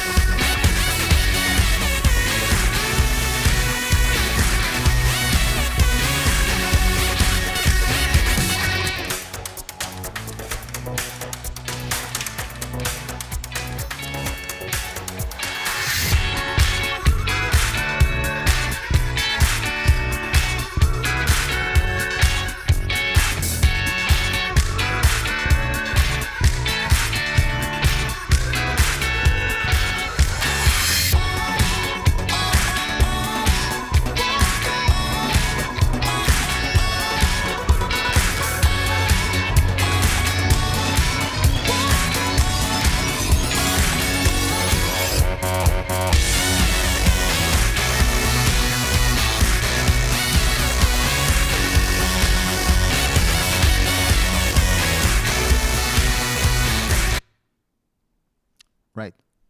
Thank you very much. I hope that you enjoyed that short presentation. We are happy to see you actually all here and be part of that event, and hopefully that we will see you also in Bydgoszcz. Thank you very much. Thank you, guys. Thank you. Very good. Okay, so we are on to our next presentation, which is Nordea Bank. Rafael and Sai, I think, are here, are going to, or in this case, Prabal, I'm going to present a bit about that. Digitalization, urgency of financial institutions globally, so looking forward to the details. Hello, thank you. Maybe I will just start up with a short introduction. Yeah, I mean, yeah, sure. Well, I wanted to give you this one first for the manager present. Hi, well, we have a very difficult job to stand between the lunch and these people. Myself, Prabal Datta. I am the General Manager for TCS in Eastern Europe. So we are present in 7 countries, including Poland. But today we'll talk more about the journey that we have with our customer Nordea, and Rafael comes from there. And we'll talk about how Nordea, actually Rafael will talk more about that, as using digitization in this current area to supplement their growth. So not one versus other, how this goes together and the role will be played. Before I hand it over to Rafael, one quick coincidence. Just now we heard people requesting us to go to Bydgoszcz, and we have somebody from Bydgoszcz to Warsaw. He's from Bydgoszcz. Yes, I come actually from Inowrocław, which is 45 kilometers away from Bydgoszcz, and I feel really proud about your presentation, guys. It was excellent. I worked in Nokia for 10 years before. So life example. it is a kind of linkage to every actually presentation, because we spoke on cybersecurity, we spoke on location strategy, we spoke on challenges with nearshoring, outsourcing, and so on. It's all relevant for Nordea, where I am today. I am running the technology resource management team in Nordea. In technology, all across different locations. Nordea is a Nordic bank, as you might know. We are present in all of the Nordic countries, and we are the largest financial institution over there. And our journey with Poland started many years ago, and I will jump into that because, of course, cybersecurity threats, digitalization, robotics, it's all what we have in the scope. But before we go into that, I want to really show and tell you our vision. Yeah, maybe we can start with what Nordea is, because yeah, okay. You're a very big bank in Nordea. So Nordea is a financial institution which provides all financial types of business across the region.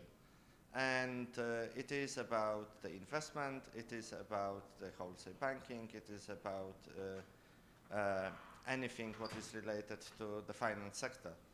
And we are the biggest bank in the Nordics. So I really liked that there was a kind of presentation from the previous colleague who said, we inserted digital into our strategy, and I think it was related to Nokia. Actually, we did the same, because we kind of want to be the preferred partner for all of our customers in the whole range of financial services. And with the shift of the world towards digital, I mean, that's even more important, right? So, as I said, when we built up a new strategy for 2022 till 2025, as you can see, we want to be actually a digital leader, right? It is part of our strategy. Being digital in modern world is a must-have. And of course, we are partnering up with colleagues from TCS on that. We saw a good presentation in the other panel on cybersecurity. We have such center also in Poland, by the way. But in essence, we want to have digitalization as at core of our strategy. And in order to do it, and the strategy is built up for the years 2022, 2025. And that is essential in order to achieve our targets. Because on top of that, we want to be sustainable. We want to be, of course, the preferred partner, as I said. But we will build up about creation, drive, and increase, which is, I mean, digitalization is the enabler of that. And then, going down into more down-level detail on those. So these are our targets on digitalization, but the key is how do we want to achieve them, right? Right. Because putting a kind of challenges in front of us is important, but understanding how we will drive them is another thing. So we all are familiar with kind of SMART goals. We know what this is about, and we want to be measured against them. I mean, and honest with ourselves, right? So you see the journey from the past, because we had our first financial plan in between years 19 and 2022, which we have delivered a year earlier, actually, which is kind of impressive because honestly, we have shifted the bank towards the newest future. And to give you just an example, practical example, right? When COVID started, a day after a decision, we sent people home. We are 30,000 people. We sent 8,000 people home on VPN in accordance to all the compliance matters with VPN, secured services, and so on. A week after, we shifted half of the company home. And 2 weeks later, we had 30,000 VPNs. This is what digitalization is about. And we want to do exactly the same with our clients. Hence, we would like to be the best performer in the Nordic landscape. We see the growth quarter to quarter of digitalization around our bank, but we are putting also 2025 targets in front of us, which is very crystal clear. We want to go plus 25% with 1 million more digitally active customers across the Nordic region. We want to have a full self-service for daily banking. We want to be anywhere, anytime available for all of our clients across broad access towards our financial services, regardless if this is personal banking, investment banking, or any other services they require from us. We want all of our products to be digitally available. That's a total shift in banking, because we all see, you know, a banking clerk sitting in the office and we are going there, right? That's pre-COVID times. It is all gone. Everyone wants to be digital. And, you know, with the whole journey in our kind of environmental setup with highly regulated environment, that is absolutely a challenge. That's why we are also partnering up with you guys, because you have broad experience and we can learn from each other. Right. And on top of that, of course, we want to be the number one. We don't want to be number two, number three. We want to be simply number one in the sense of digitalization. We want all of our clients to be proud of us having access to digitalized financial services across the region. And on top of that, of course, we are now in Poland. Nordea is also present in Poland since more than 10 years, but our journey, especially around technology, which I am part of, has accelerated from 2017. I wanted to ask you on that one. I mean, you know, digitalization is something that everybody is talking about, and I think the pandemic has been the greatest enabler of digital adoption. I mean, many people had to do it, and of course, banks have been always at the forefront of adoption of digital technologies. We did this cloud migration project for you guys, right? So it was quite impressive to do a project of that magnitude. I remember Tim was telling me that it was some 1.5 petabytes of data from your existing data warehouse to Snowflake's, and was done in a 10 months time period, including 2 months of pause because of your business situations and pandemic situation. So that kind of huge projects, and we had probably 100, 150, 200 kind of people working on it. Now that comes with a question that these are high-end technologies and niche technologies. How do you approach the talent solution to this one? Because I mean, talent is now global, so how do you tap into that global talent? Thanks. That is actually the next slide. Oh, because it shows only, unfortunately, a part of the picture, because the part of the picture stands here. Yeah, we I mean, partner up, of course, Right. with you guys and with our strategic partners on key initiatives. You know that in parallel to this project, we were running another key project, shifting our people from one place to another, and both of them were successful. Absolutely. And that is because we are actually partners. Yes, yes. And this was also told in the other session today, because business, and that is also what I have learned actually with Nordea. You do not do business with Nordics. Right. You build relation. Absolutely. And that is kind of the key. Right. But I mean, how do we do that? We are present in Poland, and we are present in all of the Nordic countries, and we are also present with you guys in India. I mean, in that sense of partnership. Partnership, absolutely. Yeah. Because we do not have a center in India, but we have our partners who have our a team center works in with India. you, yes. But speaking of Poland, where we are today, we are kind of almost 5,000 people today in Poland, in Nordea. 2,200 actually approximately works in technology. and most of them are actually our employees. We are having, obviously, as everyone in here, a challenge with the recruitment and with the talent pools and with raising demands. Hence, we have partnerships and we use you guys to help us out in that across the other regions. But in Poland, we are looking for many, many people because we are literally we are in every process now which is related to not there. So we are part of the end-to-end value chains, delivering also digitalization towards our clients.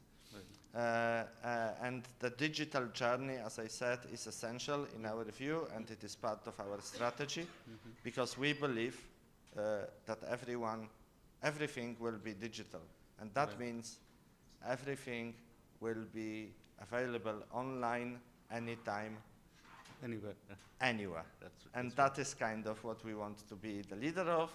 And that is how we are kind of shaping our future together with you guys. Good. Thank you so much, Rafal. Wonderful. But maybe you can say a little bit more on our partnership duration. Well, I think it's in 2015, I think. Yes. So, yeah, that we are working with, and we have similar amount of people working with in your team from different locations that we are there. And yes, because banking and financial services is our biggest portfolio, so to say.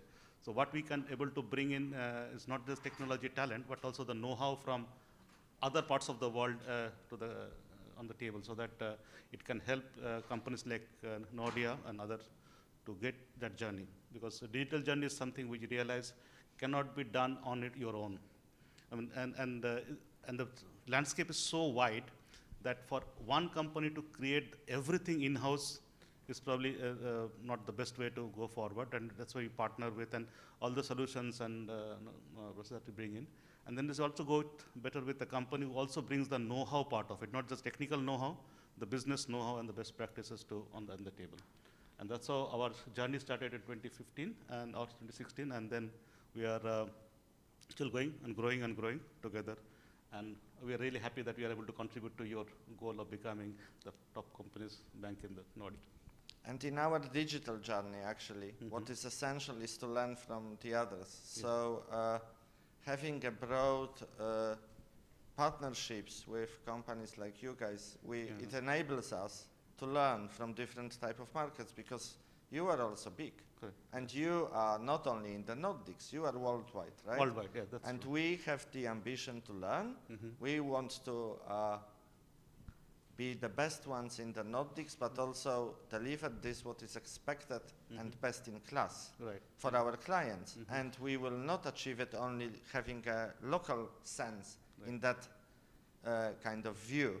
We need to have the kind of zoom in to the world and zoom out to our perspective, if you know what I mean. Absolutely. And that is essential in our journey. So to answer the question, how do we do that?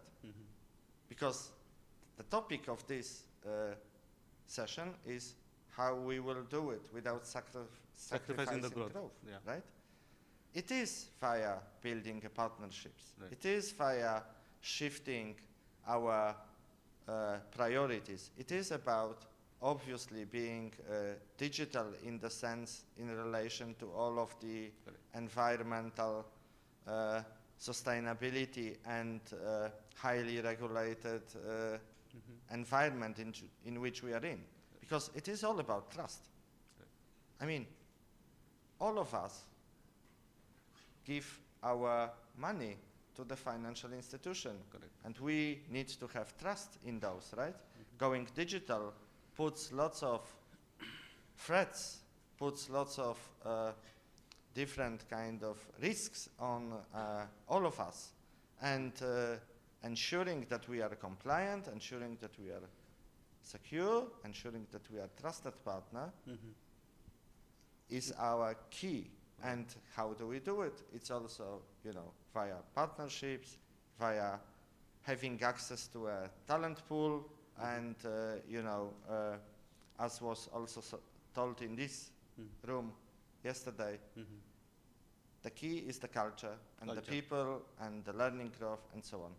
We have it in Poland, we have it in the Nordics, we have it in Estonia, and we have it with you guys in TCS.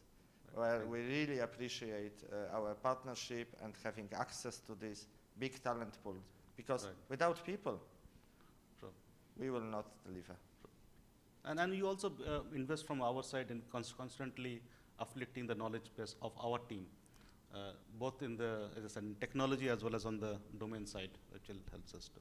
So it is win-win. We learn from each other, and in order to answer this simple question, it's just about execution, creating value, asking for feedback, and delivering what we promised to deliver in a compliant way.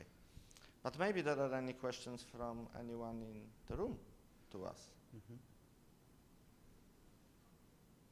Anyone? No? Good? No? Okay. Great. That's all actually what Thank you. I have for today. We have for today. Thank you for listening. Great, thank you very much. Didn't hold them long. Yes, you're before lunch, which makes it always challenging, right? So lunch is served now. We are back here at 2:30. A very special session with PwC's office in Lviv. Taras online, not to be missed. So Smacznego, see you at lunch, and see you back here at 1:30. 2:30.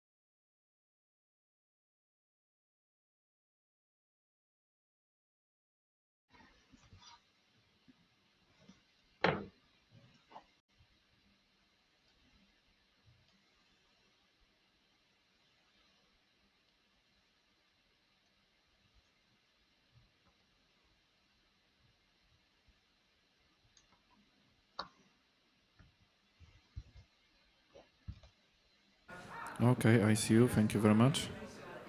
We're waiting.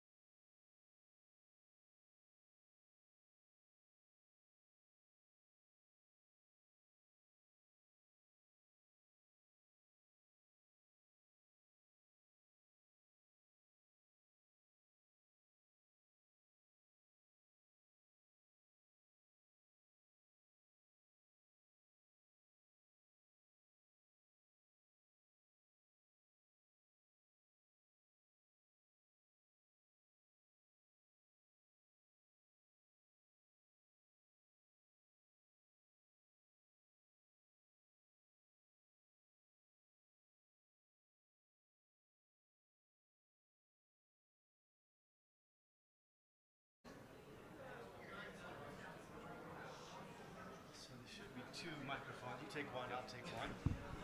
Yep. Testing.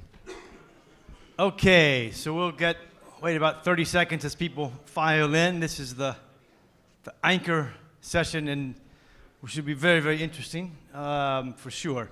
So we have Adam Yamiol from PwC, and Adam helped set up the PwC's Service Delivery Center in Lviv. How many years ago? 4 years ago. 4 years ago, okay. And he's going to introduce Taras, but let me not steal the thunder and tell us a bit about yourself and the center. Thank you very much, Tom. Hello, everyone. Very happy to be here.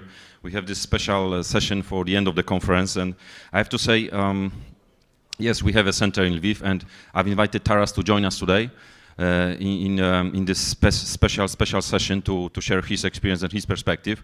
I have to say that I have also strong emotional strings attached to this center. As Tom mentioned, and set up the center, I recommended Lviv as a location for this center. I ran the project to implement the center, and I worked with Taras from day one. So this center will always be in my heart forever. Taras, now it's not about me, it's all about you and your associates. So please start with your quick introduction, and if you could maybe share your personal perspective as a proud citizen of Ukraine. Over to you. Yeah, thanks so much. Just to confirm that you guys can hear me okay? Yes, very well. Okay, fantastic. So I wanted to kick off by saying that, knowing that most of the audience are probably Polish citizens, I want to thank you and your country for the tremendous effort that you guys are all making across the country to support Ukraine and our people. And let me state the obvious. I mean, these are not usual times we live in. So this is a shared service industry event, and I'm pleased to address you as a CEE Lviv SDC Director. But before I start speaking to you in my PwC role, please allow me to say a few words from my heart, from my Ukrainian heart. I want to begin with my personal view of the overall situation and what could be done to help. And then I'm happy to switch gears and share the perspective from my PwC role, how Lviv SDC has managed through these difficult times, and how we focused on supporting our people. So to kick off with my personal perspective first, to give you, a sense of what is happening here, I have this small analogy I wanted to share. So imagine buying a gun. You read the law, you get the required permissions, you go to a store and you buy yourself a gun, right? That's what you would expect to be a normal process. And then you're getting beaten up to death or killed by your neighbor because he wants to be the only guy in the neighborhood who has a gun. He puts your apartment on fire, he steals your belongings, and then he calls it a peace operation. You also have a few other neighbors joining in a kind of a neighborhood watch, but they don't really want to get involved because the bully was always nice to them. They support the same football team, and they've been friends for a little while. So they do help you, but they help you by providing a fire extinguisher, painkillers, and a stick. They even promise you to rebuild your apartment once this is over. You may even be able to stay there if you survive. This is the world we live in. And if I may dare to say it in the format of this conference, I think this is totally messed up. If Ukraine falls, and it's officially the law of the jungle and the right of the strongest, who's next? Is it Taiwan? Is it Baltic states? How many countries are big enough and strong enough? How many countries we will see on the political map of the world in 100 years? Ukraine is the largest state in Europe, to remind you. How many children and in what part of Europe must be killed for the world to consider it to be their business. You know, we will keep fighting for our country. We've been doing that for ages, and we won't stop now. Russians used famine, Russians used Chernobyl, Russians used gulags, and many other means to destroy my nation, but they failed, and they will fail again. It's just a matter of how much time and how many lives until we get there. It is my strong personal view that what Ukraine needs is weapons. Nobody in this country is scared of Russians. This is our land, we're ready to fight, but we need weapons and we need a lot of it. So petitioning your government, putting pressure on them to support Ukraine with weapons is what we probably could do on a macro level. Russians are covertly bombarding our cities with aviation and missiles. They have little to no progress on the ground. They know it. So they went out by bombarding civilian objects, including schools and hospitals. We have already downed over 100 of their planes, but our air defense is not perfect. With Chernihiv, Mariupol, and many other bombed cities are best examples of. So petitioning and pressuring your government to provide a no-fly zone would be a huge and enormous help, given all the civilian targets that are destroyed by Russians over the recent weeks. Thank you, Taras. This is very emotional and very touching. Thank you very much for sharing that.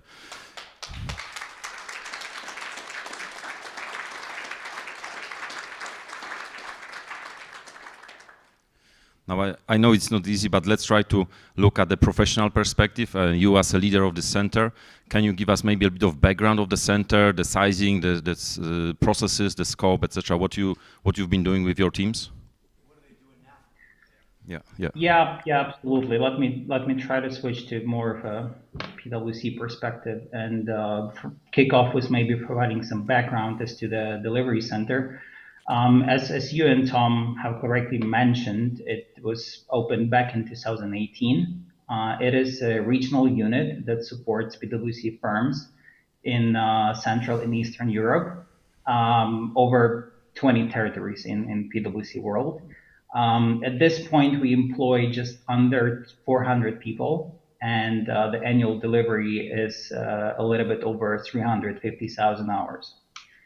The activities that we perform include, first of all, back office functions like payroll. Then secondly, that would be support of frontline client-facing delivery teams, for example, like benchmarking studies for tax and legal, document vouching for assurance, etc. And thirdly, expert services, primarily sustainability reporting, including PwC Net Zero initiative that you guys may have heard of, business process engineering, and financial instruments valuation. So based on the scope of services, you may say that this is no longer a pure SDC, and I tend to agree. And we also consider renaming Lviv SDC to some different venture to better reflect the scope of work that the center is doing. Thank you, Taras. So now maybe could you share what's the situation in Lviv right now in the wartime, and how do you cope with the center to continue operations and looking after the associates? Sure. Well, the sky is very blue and cloudless today. I just hope it stays this way for a longer period of time. In terms of shelling, we had a few explosions in the region on the first day.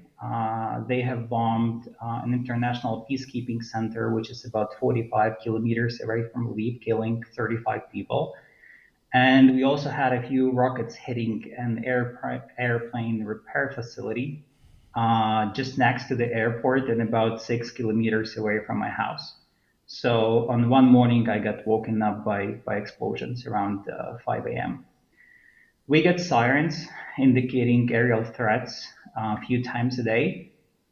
On Monday, we had it 5 times, and each time you're supposed to seek shelter, usually by hiding in the basement or a garage. They usually sound at the brink of dawn, around 4 or 5 a.m. My understanding is the strategy is to just deny us having a reasonable sleep and demoralize the nation. The city had already accepted 200,000 displaced people, and Lviv is a city of 750,000, to give you some context and give you a basis for comparison. Almost every person I know is hosting someone. I hosted a family of 4. My colleague from Kyiv, along with her husband and 2 kids, one of them just under 2 months old. It's not really too bad as it comes to groceries and other supplies. Of course, we have rare cases when you cannot buy. The CEE has 95% of staff located in Lviv and neighboring areas of the west of Ukraine. But still about 5% of staff are dispersed across Ukraine. And with remote work that we embrace at PwC, those people have all been staying at their homes in the center and east of Ukraine. On top of that, PwC Ukraine, so unit other than the SDC, also has over 350 people in their offices in Kyiv and Dnipro. Nobody in Lviv expected the invasion would actually happen. We approached our thinking process from the rational perspective that this wouldn't make any sense for Russians to do, but surprise, surprise. And when it started on February 24, things escalated quickly. We had to decide how to best help our staff and their families. Most of them had already left Kyiv right away and other cities which were close to invaded areas. A lot of people traveled by car, and at that time, the wait at the border was 3 to 4 days. Trains were quicker, but as the demand grew, the stations have become extremely hectic. You may have seen some pictures from Lviv railway station where you see this kind of huge, enormous crowd trying to squeeze in like 5 or 6 wagons.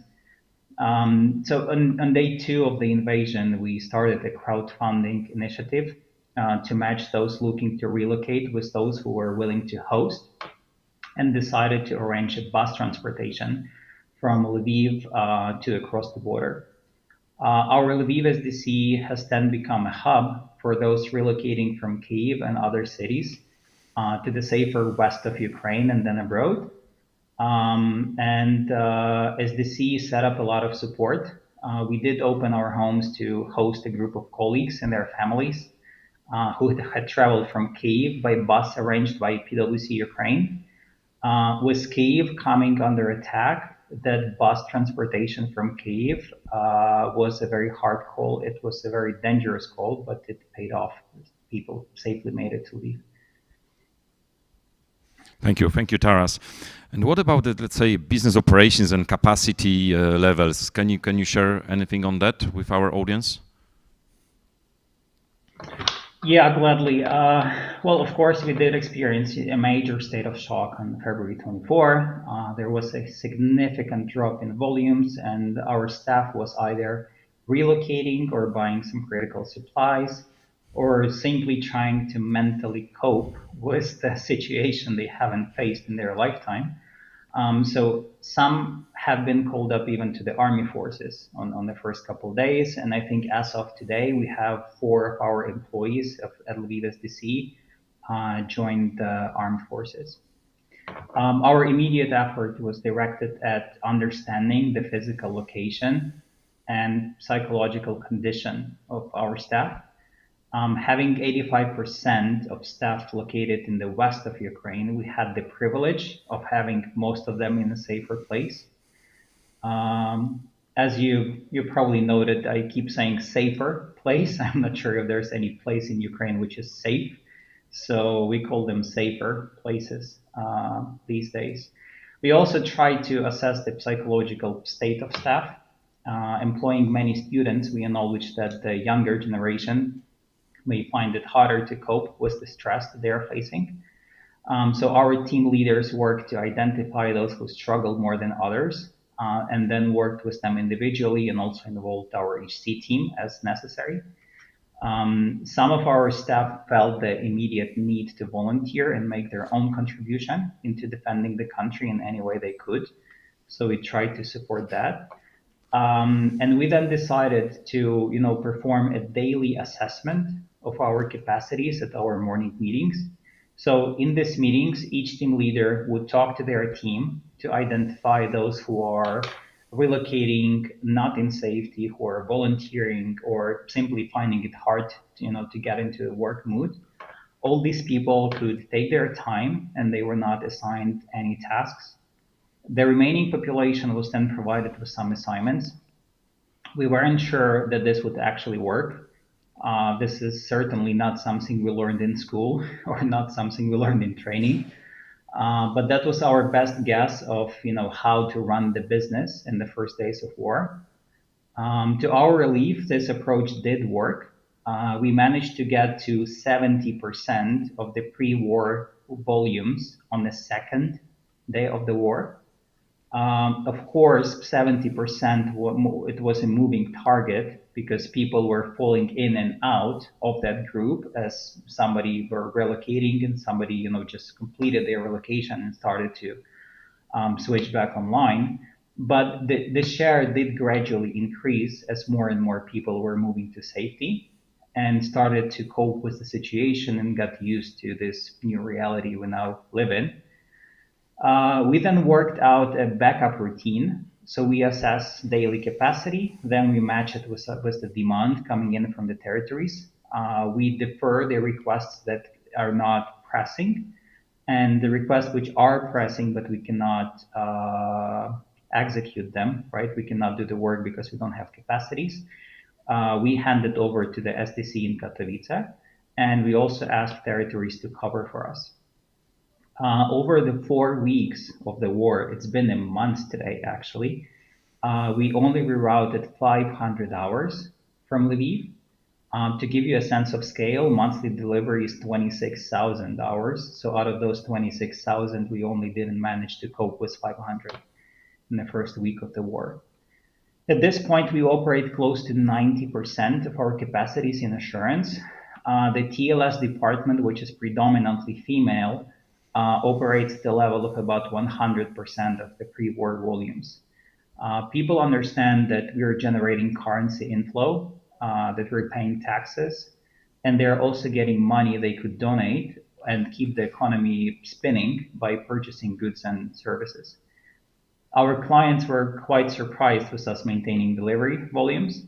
So at some point, our graphic support team even had to say something along the lines, hey, we really appreciate your compassion and support, but please give us a bit more work to do.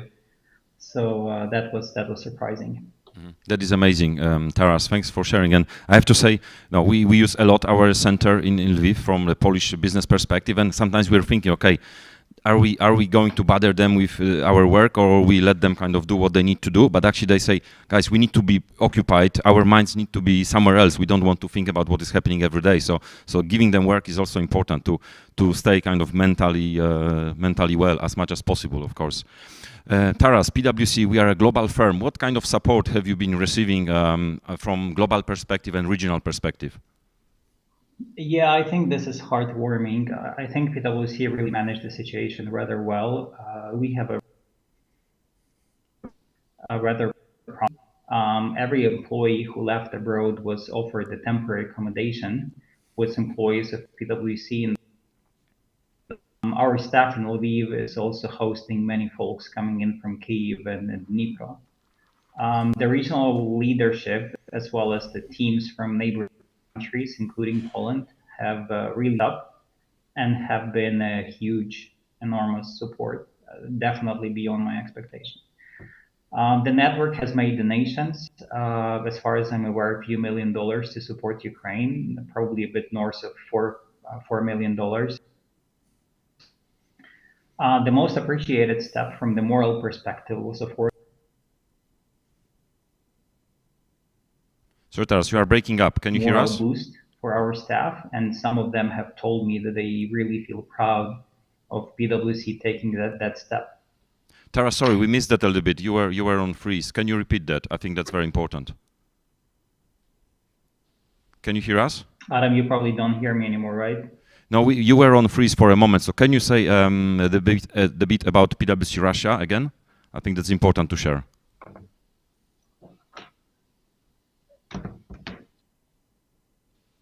Can you hear us? Yes, I can. Can you hear me? Let me Yes, maybe kill now the we can camera hear to you. make it easier for the traffic. Is this You are better? freezing a little bit. Yeah, maybe try to take the camera off. Maybe that will enhance the bandwidth. Can you hear us now? Yeah, let me try to rejoin through my phone. Give me just 1 second. Okay. Take your time.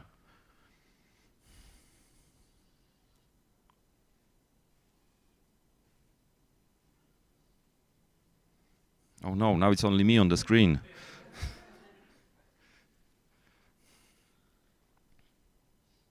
Hear me? Yes? Adam? Can you? Yeah, Hello? now we can hear you.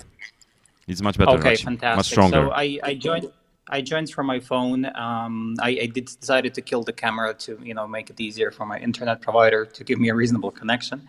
I hope that works with you guys. Anyway, you've seen how I look like, so I think we should be fine. Works well, yeah. Okay. So yeah, coming back to PwC Russia, that is a big deal. So let me repeat it. I think the most appreciated step from the moral perspective was the decision of PwC to leave Russia. This did serve as a huge moral boost for my staff, and some of them have told me explicitly that they feel extremely proud to be part of PwC because of that step that we have done. We have also organized financial support payments for our staff abroad and in Ukraine. And on top of that, we're also arranging psychological support for our staff to help them cope with the situation and challenges of the modern day. Thank you very much, Taras. One more question, last question actually from my side. So now, how can we help you? What kind of help do you need from us as professionals in this sector and also as human beings? What are the most critical needs for you guys? Yep. Well, we can take all the help that you guys are willing to offer, but basically, in line with the efforts which were coordinated by the network, humanitarian aid to Ukraine would be very much appreciated. I think vests, helmets, tactical tourniquets, unloading vests, medical equipment, radios, sleeping bags, non-perishable foods, energy bars. That's something that you can no longer purchase in Ukraine and something that we need very badly. Another would be, if you don't want to bother arranging humanitarian aid, because basically this is not, the core of our businesses and we need to start from scratch. So some may find it more simple to donate to an organization that you trust. I think from my experience over the last couple of weeks, there's always something missing. There are companies that have funds, but they don't know how to help. There are those that have the understanding of the needs and desperate need in funding. So my friends and I are currently working hard to identify all suppliers, donors, logistic options to facilitate the delivery of highly needed supplies. If you don't have a trusted organization, reach out to me and I will connect you with someone. The easiest way to contact me is through LinkedIn, or Tom and Adam, they both have my phone number. And lastly, you could also host or hire a temporary displaced person. I think there are many such programs and apps that have been set up in countries across our region for this, but still that would be a big help. Thank you, Taras. We'll continue to support you as much as we can.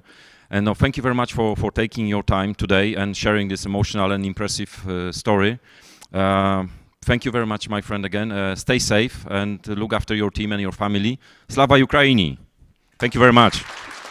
Heroyam Slava. Thank you, Adam. And thank you for the chance, to share my personal views.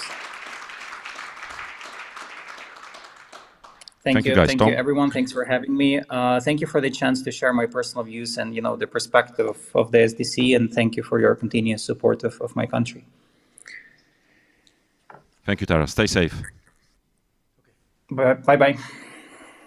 Tom, back to you. Yes. Nothing to say, really. Not much to say. Incredible. Thank you, Taras. Thank you, PwC, for doing that. Really nothing to say after that. See you tonight, 6:30, we're on cocktails, opening cocktails here. 19:45, we go into the ballroom for the sit-down dinner. There are about 5 or 6 tickets left. If you haven't bought a ticket for the dinner, you still can. Email me or Danuta. We'll get you on the list. I think most of you have already anyway. But so 6:30 here. This will be completely open. Music, drinks, wine tasting tonight. Enjoy the afternoon. You get some sleep in the afternoon. We'll see you back here at 6:30.